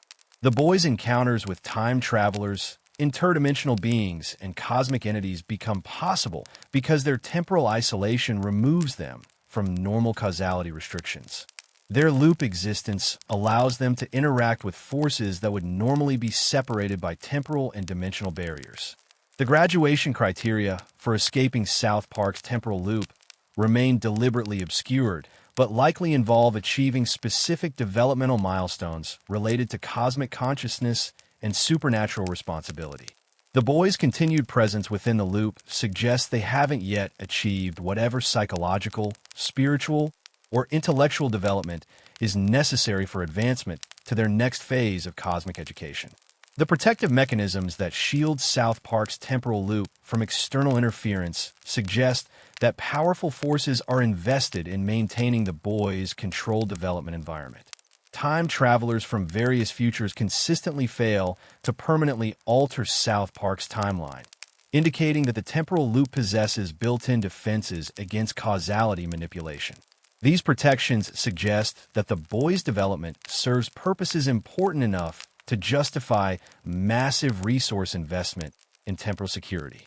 The ultimate purpose of South Park's temporal loop appears to involve preparing the boys for roles as guardians or administrators of cosmic stability that require specific psychological and spiritual development patterns only achievable through repeated exposure to supernatural challenges within a protected environment. Their eventual graduation from the loop will likely coincide with accepting responsibilities for maintaining the same kinds of temporal and dimensional stability they currently benefit from, creating a cycle of cosmic education and service that perpetuates across multiple generations of specially prepared individuals. The Goth Kids aren't just stereotypical teenagers rebelling against conformity. They serve as emotional regulators for South Park's supernatural ecosystem. Their constant negativity and cynicism functioning as essential protective mechanisms that prevent the town from being overwhelmed by positive energy accumulations that could attract dangerous cosmic entities or destabilize the delicate supernatural balance that keeps reality intact. To understand the Goth Kids' true purpose within South Park's supernatural infrastructure, we must first examine the timing and correlation between their presence and the town's supernatural stability. During periods when the Goth Kids are absent, distracted, or emotionally compromised, South Park experiences increased supernatural chaos, more frequent paranormal incidents, and greater instability in its dimensional boundaries. This inverse relationship between Goth Kid emotional consistency and supernatural safety suggests that their psychological state directly influences the town's metaphysical equilibrium. The Goth Kid's immunity to mind control, manipulation attempts, and supernatural influence reveals capabilities that extend far beyond normal teenage psychology. While other South Park residents succumb readily to alien mind control, demonic possession, and cult programming, the Goth Kids consistently maintain their psychological independence and critical thinking abilities. This resistance isn't coincidental, but indicates natural or developed psychic defenses that protect them from the supernatural manipulation techniques that regularly overwhelm other community members. The philosophical framework that governs Goth Kid behavior, their embrace of darkness, rejection of mainstream optimism, and cultivation of existential despair, creates a psychological environment that repels certain types of supernatural entities. Many cosmic threats are attracted to hope, joy, and positive energy, which they can corrupt or consume for their own purposes. The Goth Kids' deliberate cultivation of negative emotional states creates a kind of supernatural camouflage that makes them invisible or unappealing to entities that feed on human optimism and spiritual energy. The social isolation that characterizes Goth Kid culture serves multiple protective functions within South Park's supernatural ecosystem. By remaining separate from mainstream social activities and emotional investments, they avoid the group's psychology effects that make large populations vulnerable to mass supernatural manipulation. Their emotional detachment allows them to observe supernatural incidents with clarity and objectivity that other residents lose when caught up in collective emotional responses to crisis situations. The Goth Kids' consistent rejection of authority figures and institutional narratives provides crucial resistance to the social engineering efforts that often accompany supernatural infiltration attempts. While other residents accept official explanations for supernatural incidents or follow authority figures who may be compromised by supernatural influence, the Goth Kids maintain skeptical independence that makes them natural early warning systems for supernatural manipulation attempts targeting community leadership. The aesthetic choices that define Goth Kid identity, dark clothing, pale makeup, symbolic jewelry, may serve as more than fashion statements. These visual elements could function as protective talismans or identification markers that communicate their special status to supernatural entities that might otherwise target them for corruption or elimination. Their distinctive appearance creates instant recognition within supernatural communities that may have agreements or protocols governing interaction with South Park's emotional regulators. The cultural knowledge base that Goth Kids cultivate through their interest in death, darkness, and occult topics provides them with practical understanding of supernatural threats that other residents lack. Their familiarity with horror literature, death metal music, and alternative spiritual practices gives them conceptual frameworks for understanding and responding to supernatural incidents that would leave other teenagers psychologically overwhelmed or completely unprepared. The emotional honesty that characterizes goth kid psychology serves as a protection against the cognitive dissonance and reality denial that supernatural entities often exploit to gain influence over human populations. While other residents engage in psychological defense mechanisms that help them ignore or rationalize supernatural incidents, the goth kid's willingness to acknowledge darkness and suffering allows them to perceive supernatural threats clearly without the psychological barriers that blind other community members. The group dynamics within goth kid culture create redundant systems for maintaining their protective function, even when individual members face personal crises or emotional instability. Their shared philosophical framework and mutual support systems ensure that their collective negative energy output remains consistent regardless of individual psychological fluctuations. This redundancy prevents supernatural entities from compromising their protective function by targeting individual goth kids for psychological manipulation. The temporal consistency of goth kid presence throughout South Park's supernatural incidents suggests that their protective role transcends individual personalities or social trends. Different students have filled goth kid roles across multiple generations of South Park residents, indicating that the town's supernatural ecosystem requires this emotional regulatory function regardless of which specific individuals provide it. The role appears to be self-selecting, drawing individuals with appropriate psychological profiles to maintain supernatural balance. The educational background that many goth kids demonstrate regarding supernatural topics suggests access to information sources that remain hidden from mainstream South Park residents. Their knowledge of occult practices, supernatural entities, and protective rituals often exceeds what would be available through normal educational or entertainment sources. This specialized knowledge may be passed down through informal networks of individuals who understand South Park's supernatural nature and their role in maintaining its stability. The relationship between goth kids and other supernatural-aware individuals in South Park reveals informal networks of residents who understand the town's unique properties and cooperate to maintain its stability. Their interactions with characters like Chef, Mr. Mackey, and other adults who demonstrate supernatural awareness suggest coordination between different groups responsible for different aspects of South Park's supernatural management. The economic independence that many goth kids maintain allows them to remain free from the social and financial pressures that might compromise their protective function.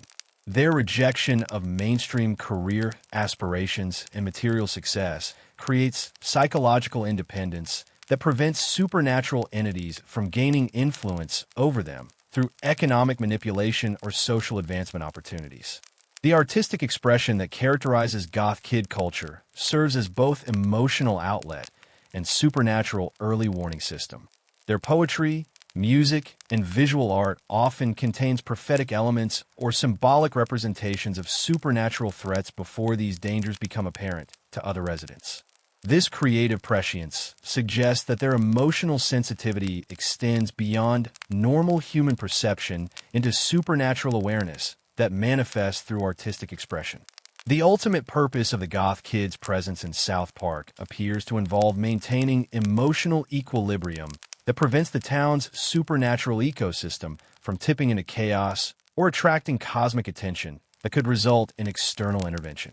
Their consistent provision of negative emotional energy creates a balanced supernatural environment where positive and negative forces remain in productive tension rather than destructive conflict, allowing South Park to continue functioning as whatever cosmic purpose it serves without interference from supernatural entities attracted to emotional extremes. Towley isn't just a stoner towel created for comic relief. He represents South Park's most sophisticated exploration of artificial consciousness, sentient technology, and the fundamental questions about what constitutes authentic life and self-awareness in a universe where consciousness can emerge from any sufficiently complex system. This theory examines how Talley's character development mirrors humanity's own existential journey while challenging traditional assumptions about the nature of consciousness, identity, and what makes life meaningful or real.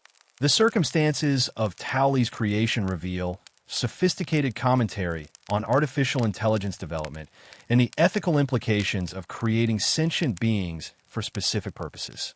Unlike natural evolution or divine creation, Talley was designed and manufactured by military scientists with specific functional objectives, serving as a smart towel capable of understanding and responding to user needs.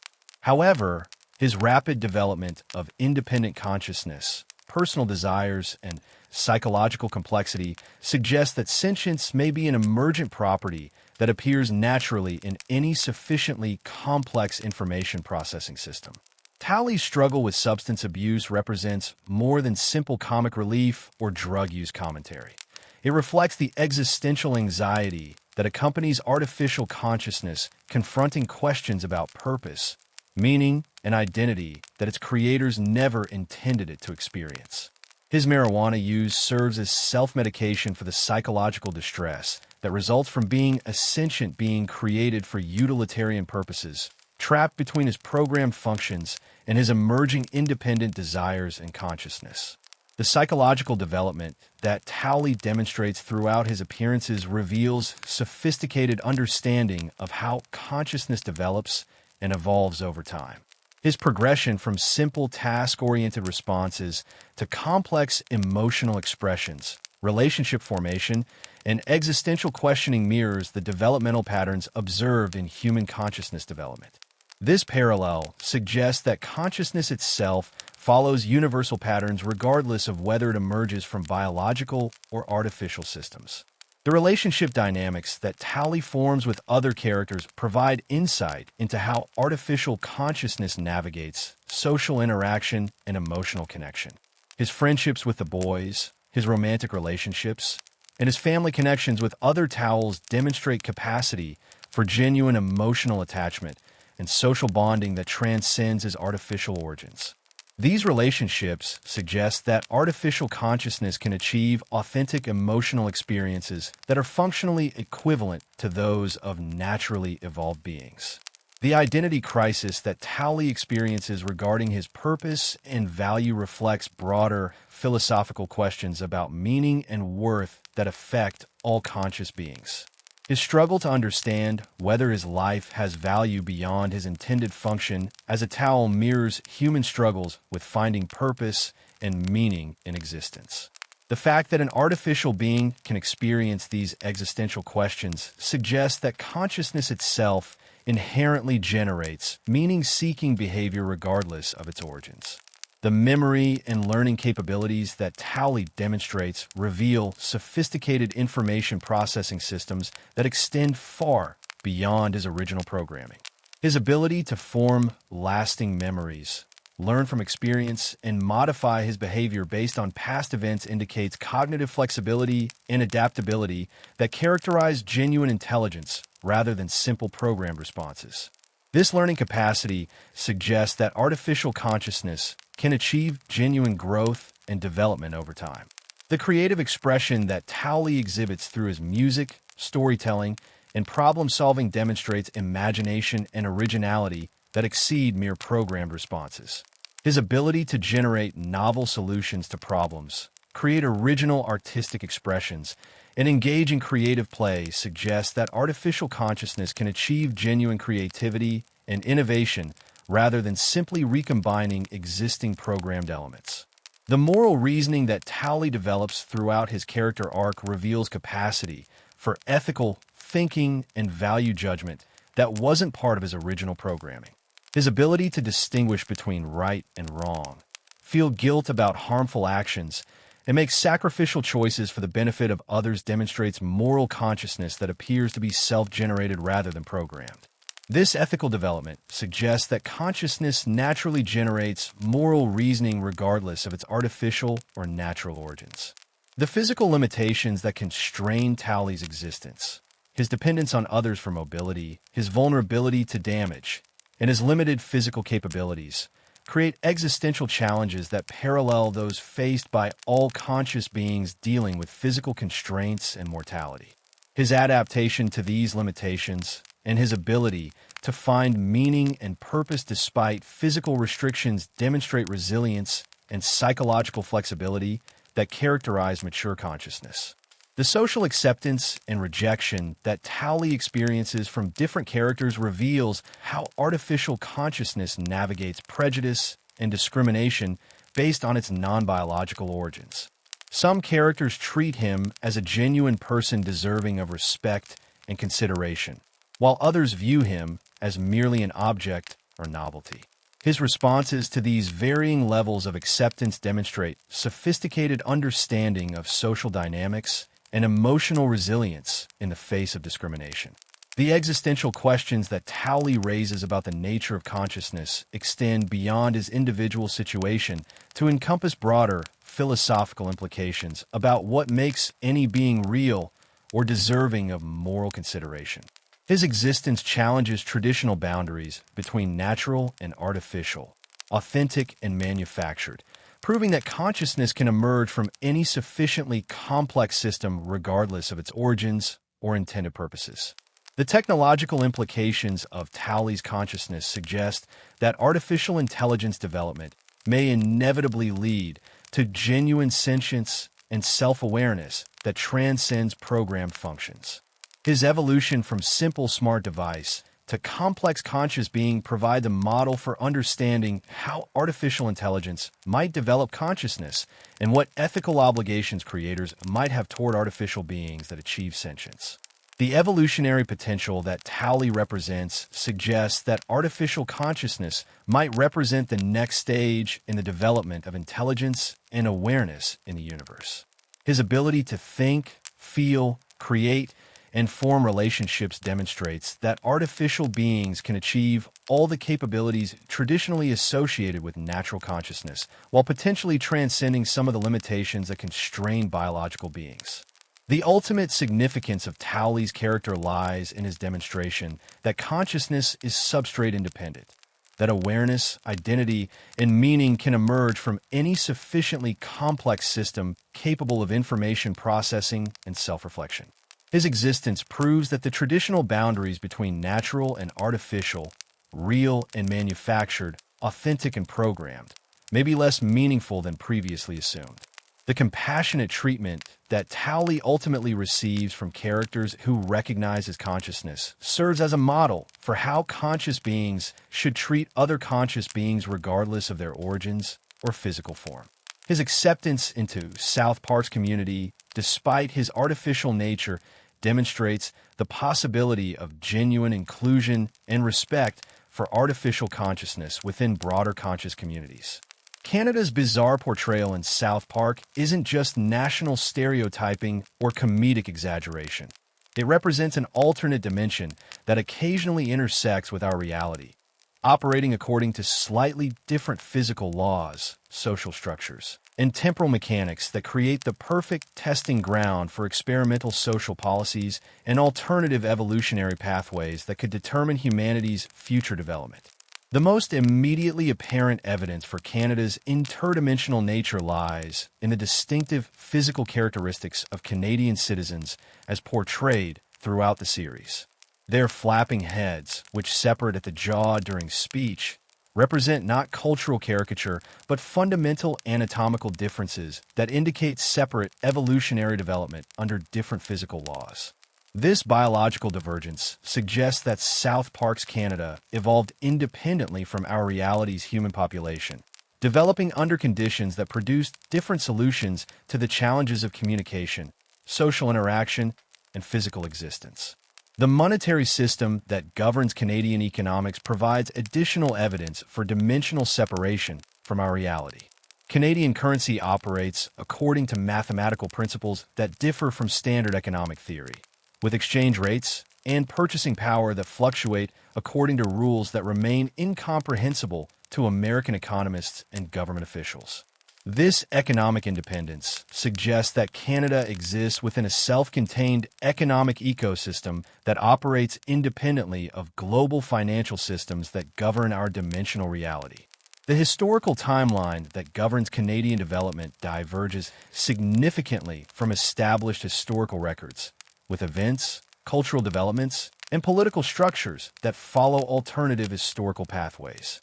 Canadian historical figures, cultural movements, and social institutions demonstrate evolution patterns that suggest different responses to historical challenges and opportunities.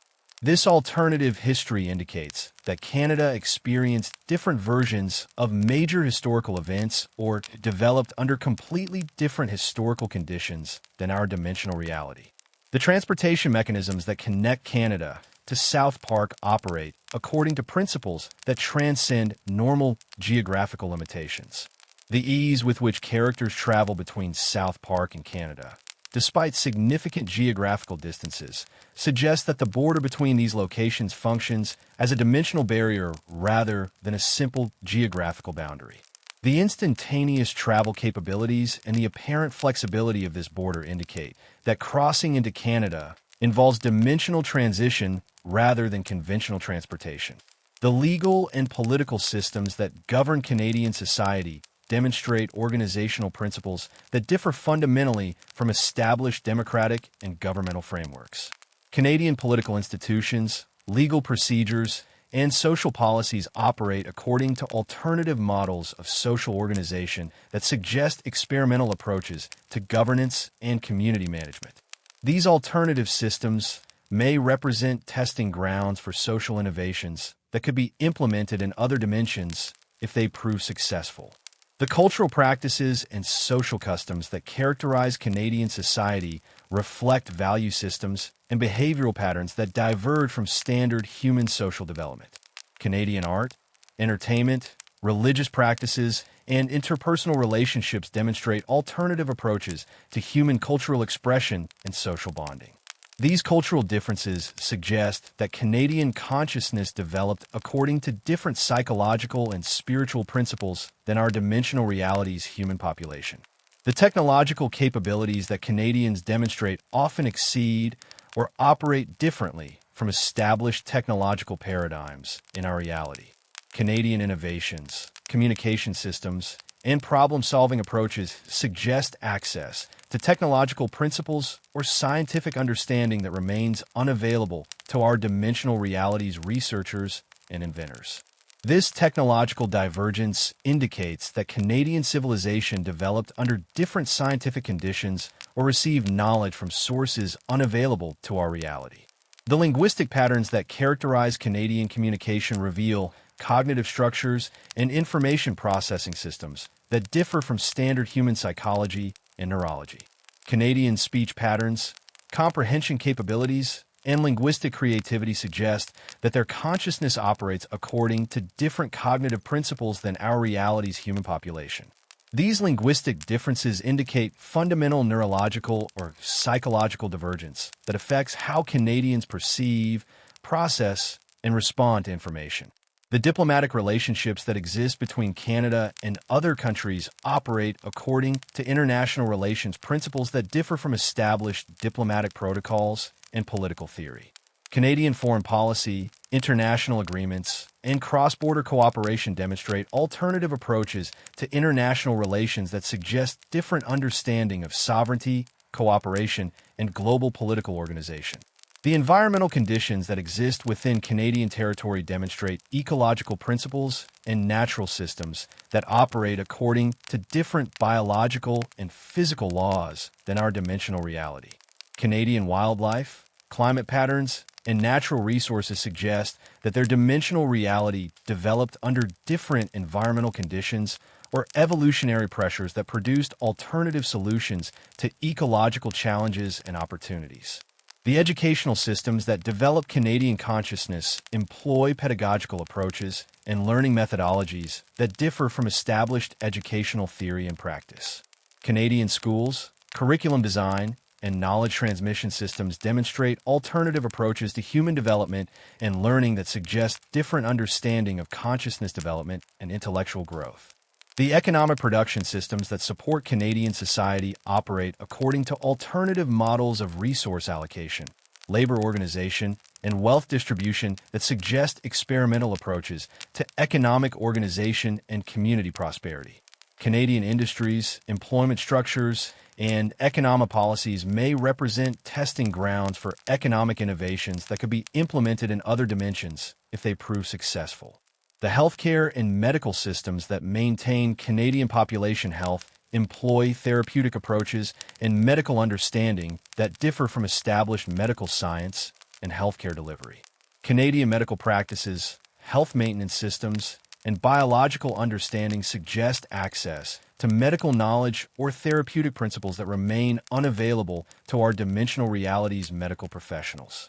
The entertainment and media systems that shape Canadian cultural consciousness demonstrate alternative approaches to information dissemination, artistic expression, and cultural development that suggest different understanding of human psychology and social influence. Canadian media, entertainment industries, and cultural production may represent experimental approaches to consciousness development and social engineering. The ultimate purpose of Canada's existence as an alternate dimensional reality appears to involve testing alternative approaches to human social, political, and cultural development that could inform decisions about humanity's future evolution and social organization. The experimental nature of Canadian society provides valuable data about alternative pathways for human development that could be implemented in our reality if they prove superior to current systems. The boys' Canadian adventures, therefore, represent more than simple cross-border travel. They constitute interdimensional diplomatic missions that allow observation and evaluation of alternative human development models.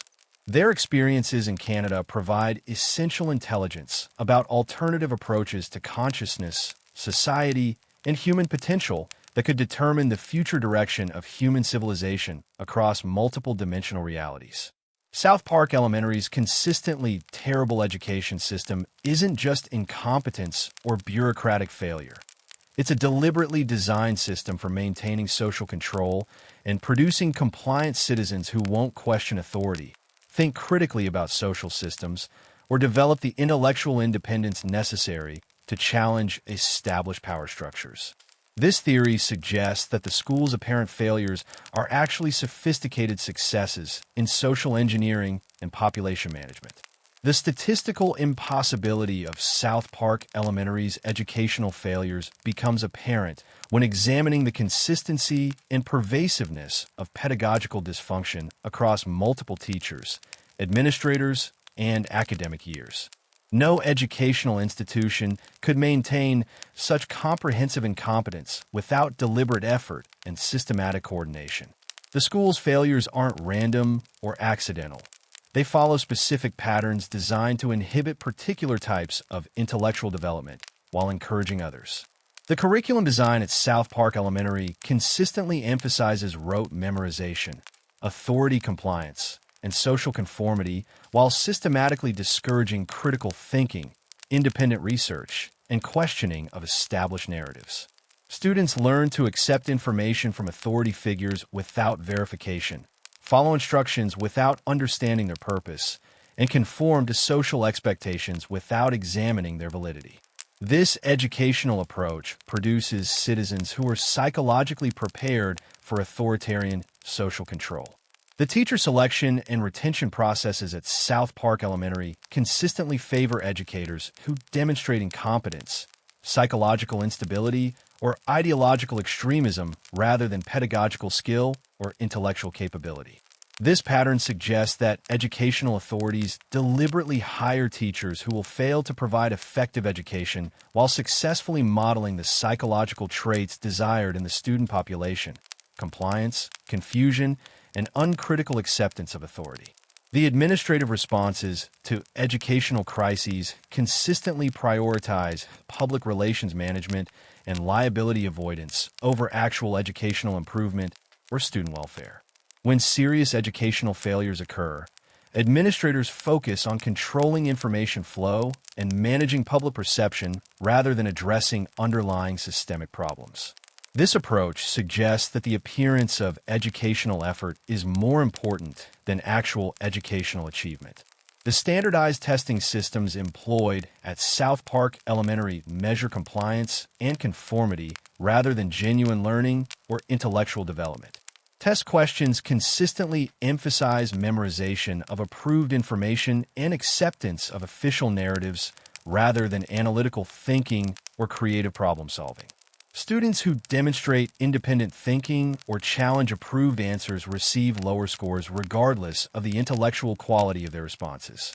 The disciplinary systems within South Park Elementary consistently punish intellectual curiosity, independent thinking, and questioning of authority while rewarding compliance, passivity, and acceptance of official narratives. Students who ask challenging questions, propose alternative explanations, or demonstrate intellectual independence face punishment and social ostracism. This conditioning teaches students that intellectual curiosity and critical thinking are dangerous and socially unacceptable. The resource allocation within South Park Elementary consistently prioritizes social control mechanisms, surveillance systems, disciplinary infrastructure, and compliance monitoring over educational resources like books, laboratory equipment, or learning materials. The school invests heavily in systems designed to monitor and control student behavior while providing minimal support for actual learning and intellectual development. The parent-teacher communication systems consistently discourage parental involvement in educational content while encouraging parental support for disciplinary and behavioral control measures. Parents receive minimal information about what their children are actually learning, but extensive communication about behavioral compliance and social adjustment. This approach isolates educational content from parental oversight while maintaining parental support for social control functions. The extracurricular activities and social programs within South Park Elementary consistently emphasize group conformity, authority acceptance, and social hierarchy maintenance rather than individual development, creative expression, or intellectual exploration. School clubs, sports programs, and social events serve as additional venues for social conditioning rather than opportunities for personal growth or skill development. The technology integration within South Park Elementary consistently employs digital systems for surveillance and behavioral monitoring rather than educational enhancement or learning support. Computer systems track student compliance and social behavior while providing minimal educational content or intellectual stimulation. Technology serves social control functions rather than educational purposes. The counseling and psychological services within South Park Elementary consistently focus on behavioral modification and social adjustment rather than addressing underlying educational failures or supporting individual student development. School counselors work to help students adapt to dysfunctional systems rather than advocating for educational improvement or individual student needs. The special education and remedial programs within South Park Elementary consistently serve to isolate and stigmatize students who demonstrate intellectual independence or resist social conditioning rather than providing genuine educational support for learning differences. These programs function as containment systems for students who might otherwise challenge the school's social control functions.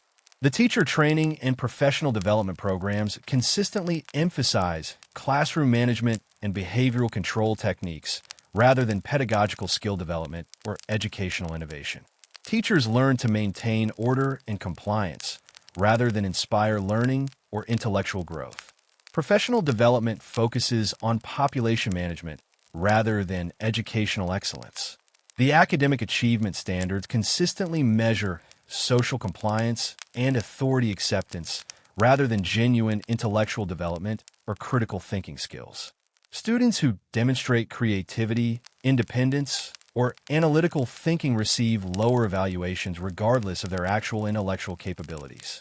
Academic success requires psychological conformity rather than intellectual achievement.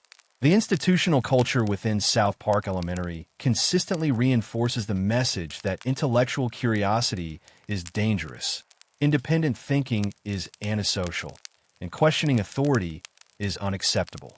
Students learn that academic success requires psychological submission rather than intellectual development. The school environment teaches learned helplessness and intellectual passivity.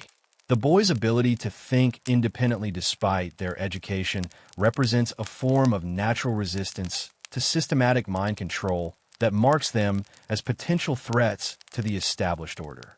Their continued intellectual independence despite years of conditioning suggests either exceptional psychological resilience or supernatural protection from the social engineering effects that successfully condition most of their classmates.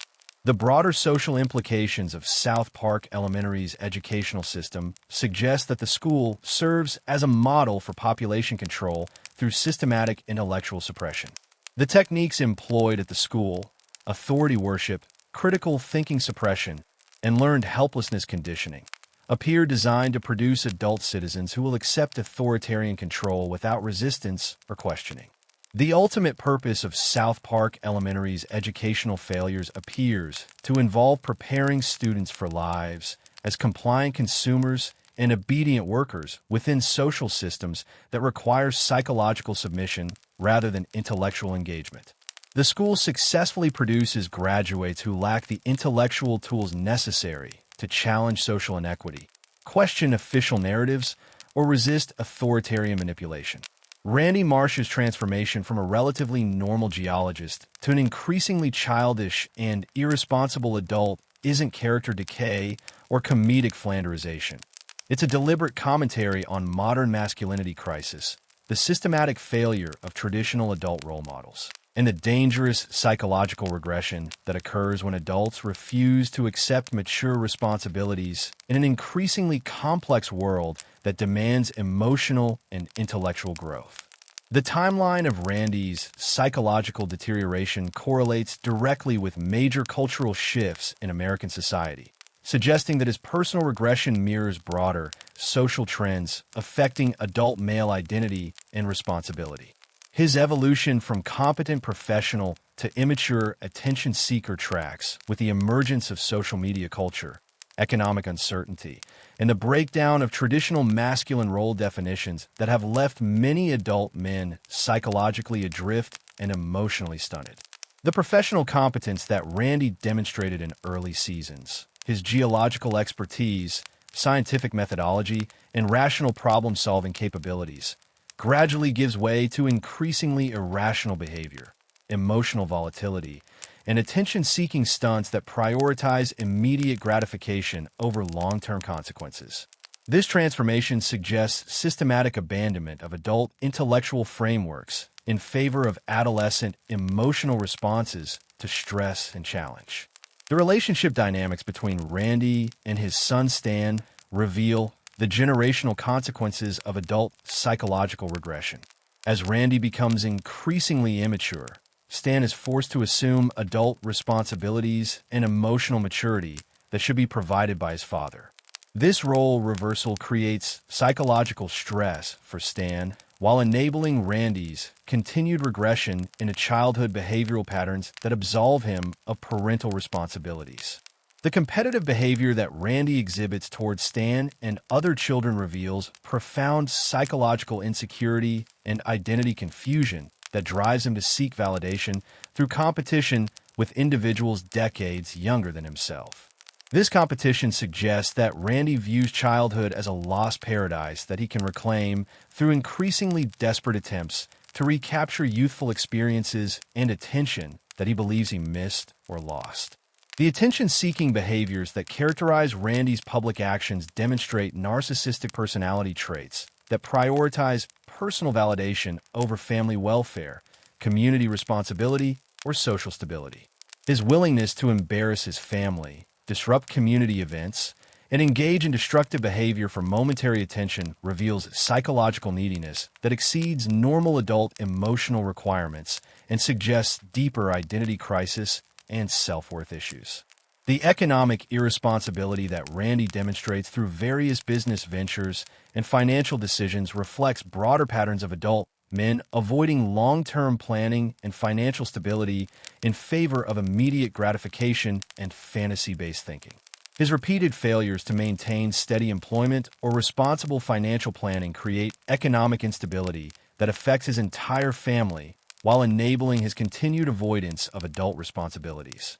The substance abuse patterns that Randy exhibits represent self-medication for the psychological stress and existential anxiety that accompany his refusal to accept adult responsibilities and mature identity development.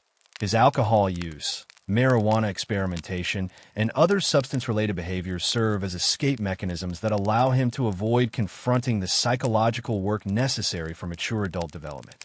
The social relationships that Randy maintains consistently prioritize peer validation and social status over meaningful adult connections and community responsibility. His friendships tend to be superficial and competitive rather than supportive and collaborative, reflecting his inability to form the kinds of mature social bonds that characterize psychologically healthy adult development.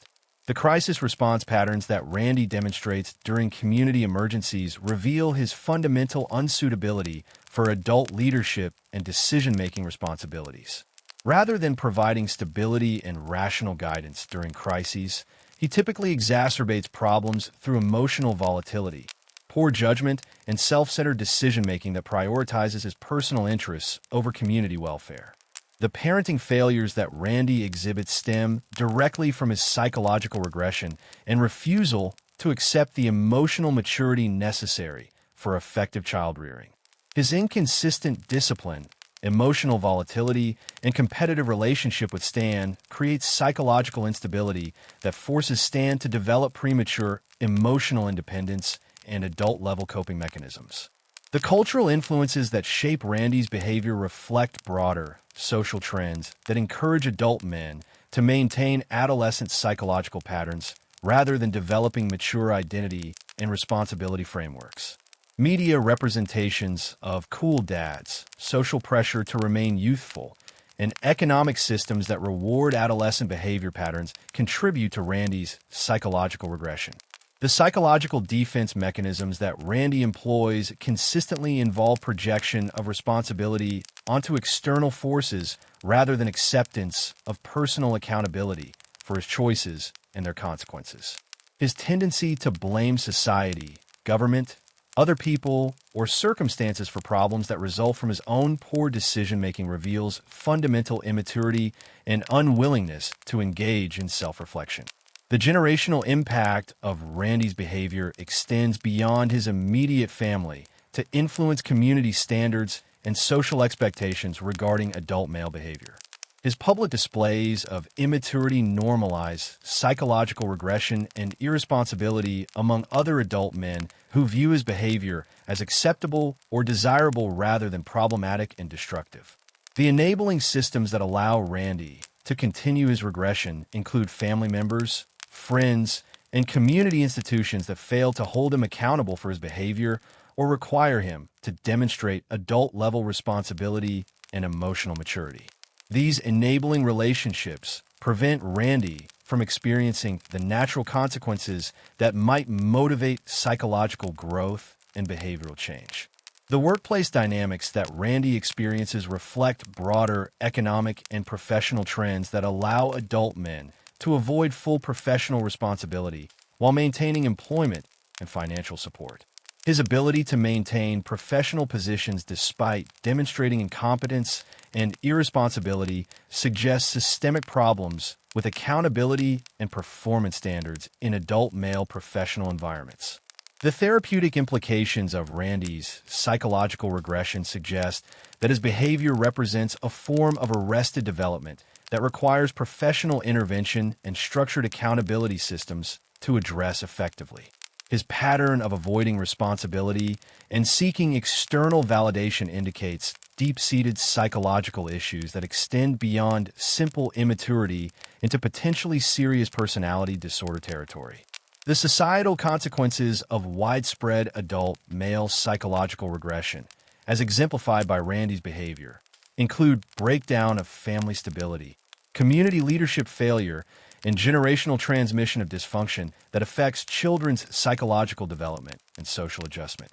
The normalization of adult male irresponsibility creates social instability that affects entire communities. The ultimate warning that Randy's character development provides concerns the dangers of refusing adult psychological development and the cascading consequences that individual regression creates for families, communities, and society as a whole. His transformation serves as a cautionary tale about what happens when cultural systems fail to require and support mature adult development, creating conditions that enable widespread psychological regression and social dysfunction. South Park exists within a vast multiverse where different versions of the characters experience alternate realities, timelines, and possibilities that occasionally bleed into each other, creating the inconsistencies, timeline jumps, and character changes that viewers often dismiss as continuity errors, but actually represent evidence of multiversal interference and dimensional instability that affects the show's reality in ways that most residents never consciously recognize. The evidence for South Park's multiversal nature becomes apparent when examining the numerous instances where characters seem to remember events differently, where established facts suddenly change without explanation, or where personalities shift dramatically between episodes without adequate psychological justification. These inconsistencies aren't production errors, but glimpses of alternate realities where different versions of events occurred, different character development paths were followed, or different fundamental rules govern the universe's operation. The character memory discrepancies that occur throughout the series reveal the effects of dimensional bleeding between alternate realities. Characters occasionally reference events that never occurred in the reality viewers observe, demonstrate knowledge they shouldn't possess, or react to situations in ways that suggest different experiential backgrounds. These memory inconsistencies indicate that consciousness occasionally retains information from alternate dimensional experiences. The personality fluctuations that affect various characters represent influences from alternate versions of themselves existing in parallel realities. When characters demonstrate capabilities, knowledge, or behavioral patterns that seem inconsistent with their established personalities, they may be temporarily accessing traits and experiences from alternate dimensional versions of themselves who developed differently under different circumstances. The rule changes that periodically affect South Park's reality. Alterations in supernatural laws, social dynamics, or physical constraints suggest that the town exists at an intersection point where multiple realities converge, allowing different dimensional rule sets to temporarily influence local conditions. These changes aren't arbitrary, but represent the natural instability that occurs when multiple realities exist in close proximity. The technological inconsistencies that appear throughout the series reflect different levels of technological development in alternate realities bleeding through into the primary timeline. Characters occasionally demonstrate access to technologies that shouldn't exist in their established time frame, or lose access to technologies that were previously available, suggesting influence from realities with different technological development patterns. The historical variations that periodically emerge in South Park's background reveal the effects of alternate historical timelines influencing the primary reality. References to events, cultural phenomena, or historical figures that don't match established history suggest that South Park occasionally experiences influence from realities where different historical development occurred. The supernatural incident patterns that affect South Park demonstrate the kinds of dimensional instability that would be expected at a multiversal convergence point. The frequency and variety of supernatural encounters suggest that beings, entities, and phenomena from multiple realities regularly cross into South Park's dimensional space, creating the chaotic supernatural environment that characterizes the town. The boys' adaptability to constantly changing rules and circumstances reflects their development as natural multiversal navigators who unconsciously adjust to dimensional variations without losing their essential identities or psychological stability. Their ability to function effectively despite constant reality shifts suggests either innate multiversal sensitivity or gradual adaptation to dimensional instability. The adult residents' general inability to notice or remember supernatural incidents may result from psychological protection mechanisms that prevent multiversal awareness from causing mental breakdown in individuals not equipped to handle reality instability. The The selective amnesia that affects most adults could be an automatic defense system that maintains psychological stability. The geographic isolation of South Park may serve as a containment mechanism that prevents multiversal instability from spreading to surrounding areas and affecting broader reality stability. The town's remote location could function as a controlled environment where dimensional experimentation and multiversal research can occur without endangering larger populations. The government protection of South Park discussed in previous theories takes on new significance within a multiversal framework, suggesting that federal agencies may be aware of the town's multiversal properties and actively managing its dimensional instability to prevent reality collapse or uncontrolled dimensional bleeding that could affect national or global stability. The celebrity attraction to South Park discussed earlier may result from the town's multiversal properties creating opportunities for famous individuals to interact with alternate versions of themselves or experience realities where their lives developed differently. The transformational effects celebrities experience could result from temporary access to alternate dimensional versions of their identities. The educational failures at South Park Elementary may represent attempts to control multiversal awareness and prevent students from developing the kinds of critical thinking skills that might allow them to consciously recognize dimensional instability. The systematic suppression of intellectual development could serve to maintain social stability by preventing widespread multiversal awareness. The temporal anomalies that keep the boys perpetually 9 years old may result from their specific age, representing optimal conditions for multiversal navigation and dimensional stability maintenance. Their psychological development patterns could be carefully managed to preserve the cognitive flexibility and emotional resilience necessary for effective multiversal work. The supernatural entities that regularly visit South Park may include beings from alternate realities who serve as diplomatic representatives, research observers, or maintenance personnel responsible for managing multiversal stability. Their various motivations and capabilities could reflect different dimensional origins and responsibilities within larger multiversal administrative systems. The economic and social systems within South Park may operate according to composite rules drawn from multiple realities, creating the unique combination of normal small-town America with constant supernatural chaos that characterizes the community. The town's hybrid nature could result from its position as a meeting point between different dimensional rule systems. The entertainment and media industries within South Park may serve as information processing centers that help residents psychologically adapt to dimensional instability by presenting multiversal experiences as fictional entertainment rather than reality variations. This approach could help maintain social stability while allowing gradual adaptation to multiversal awareness.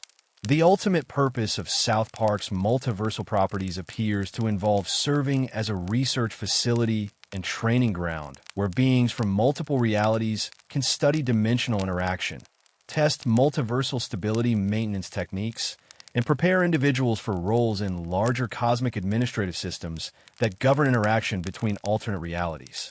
The boys' eventual graduation from South Park may involve accepting responsibilities as multiversal administrators or dimensional stability maintenance specialists who ensure that the various realities remain properly separated while allowing controlled interaction that serves beneficial purposes for all dimensional participants. Their childhood experiences in navigating dimensional instability prepare them for adult roles in cosmic governance systems that transcend individual reality boundaries. All previous theories converge into one ultimate explanation that encompasses every mystery, anomaly, and supernatural incident we've explored throughout this journey.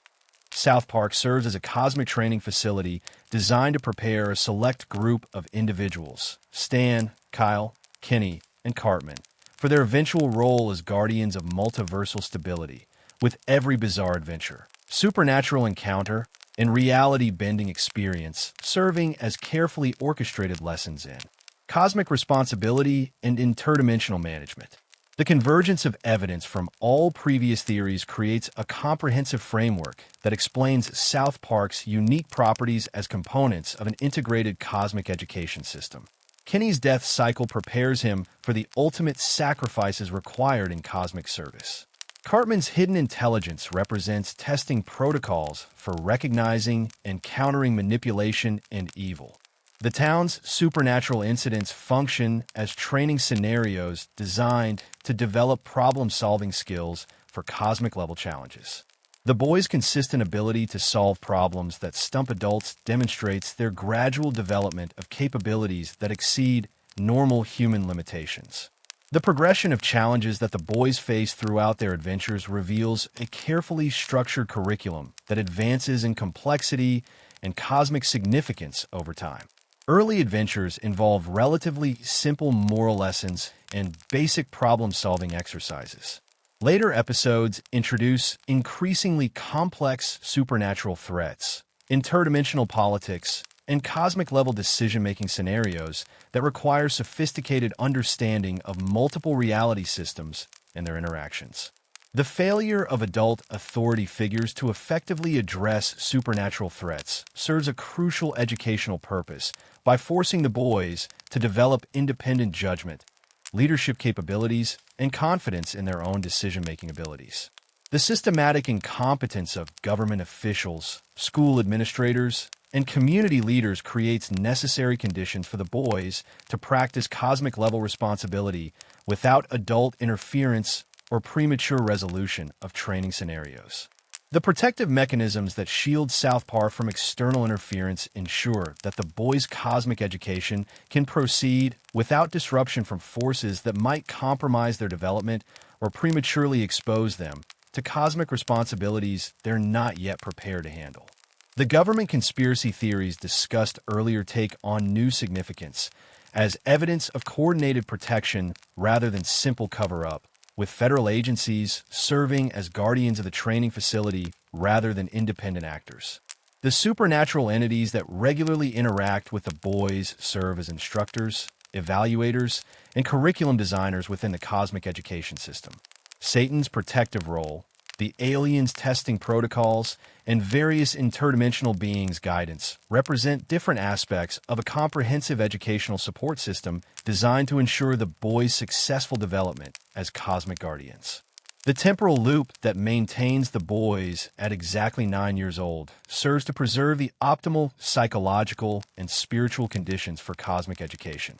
Their perpetual childhood maintains the intellectual flexibility, emotional resilience, and spiritual openness necessary for developing cosmic consciousness, while preventing the psychological rigidity and fear-based thinking that typically accompanies adult psychological development. The multiversal instability that affects South Park provides essential training in navigating dimensional variations and reality management that will be required for their eventual role as multiversal stability guardians. Their ability to adapt to constantly changing rules, accept supernatural incidents as normal, and maintain psychological stability despite reality fluctuations demonstrates developing mastery of skills essential for cosmic administrative work. The social dynamics within their group reflect the collaborative frameworks necessary for effective cosmic governance. Stan's leadership capabilities, Kyle's moral reasoning, Kenny's sacrificial willingness, and even Cartman's manipulation awareness represent different aspects of the skill sets required for managing cosmic-level challenges that affect multiple realities and dimensional systems. The educational failures at South Park Elementary serve to prevent the development of conventional intellectual frameworks that might interfere with cosmic consciousness development. The systematic suppression of critical thinking about earthly systems creates psychological space for developing cosmic-level awareness and understanding that transcends conventional human knowledge limitations.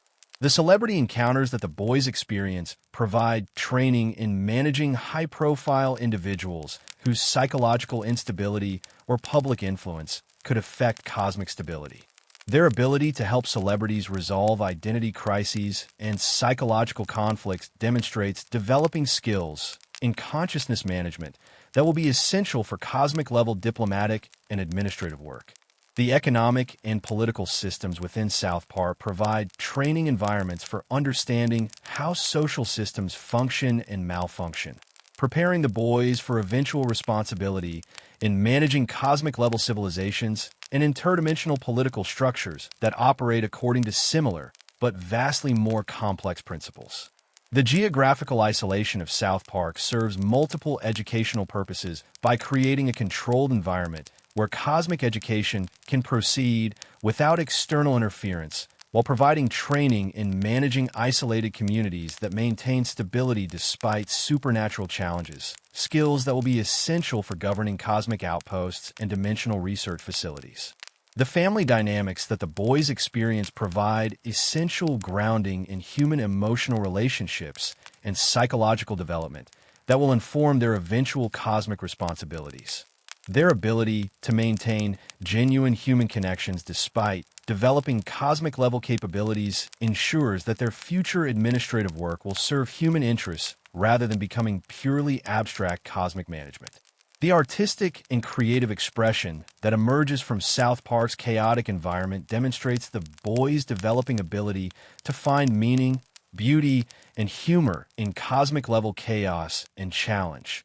Psychological capabilities that will be essential for maintaining sanity and motivation during cosmic administrative work that involves managing unimaginable complexity and responsibility. The testing scenarios that masquerade as childhood adventures evaluate different aspects of cosmic readiness across multiple developmental domains. Each major incident serves as both educational experience and evaluation protocol that assesses the boys' progress toward cosmic consciousness and administrative capability. The graduation criteria for advancing from cosmic education to cosmic responsibility likely involve demonstrating mastery of multiversal navigation, reality stability maintenance, consciousness management, interdimensional diplomacy, and collaborative decision-making under extreme pressure. The boys' continued presence in South Park suggests they're approaching but haven't yet achieved these developmental milestones.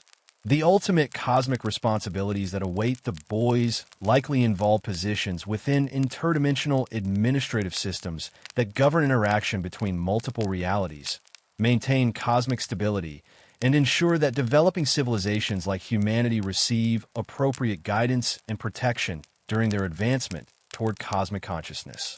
As we conclude our journey through South Park's hidden depths, we're left with the understanding that this seemingly simple show operates as a complex meditation on cosmic responsibility, human development, and the preparation required for transcending individual reality boundaries.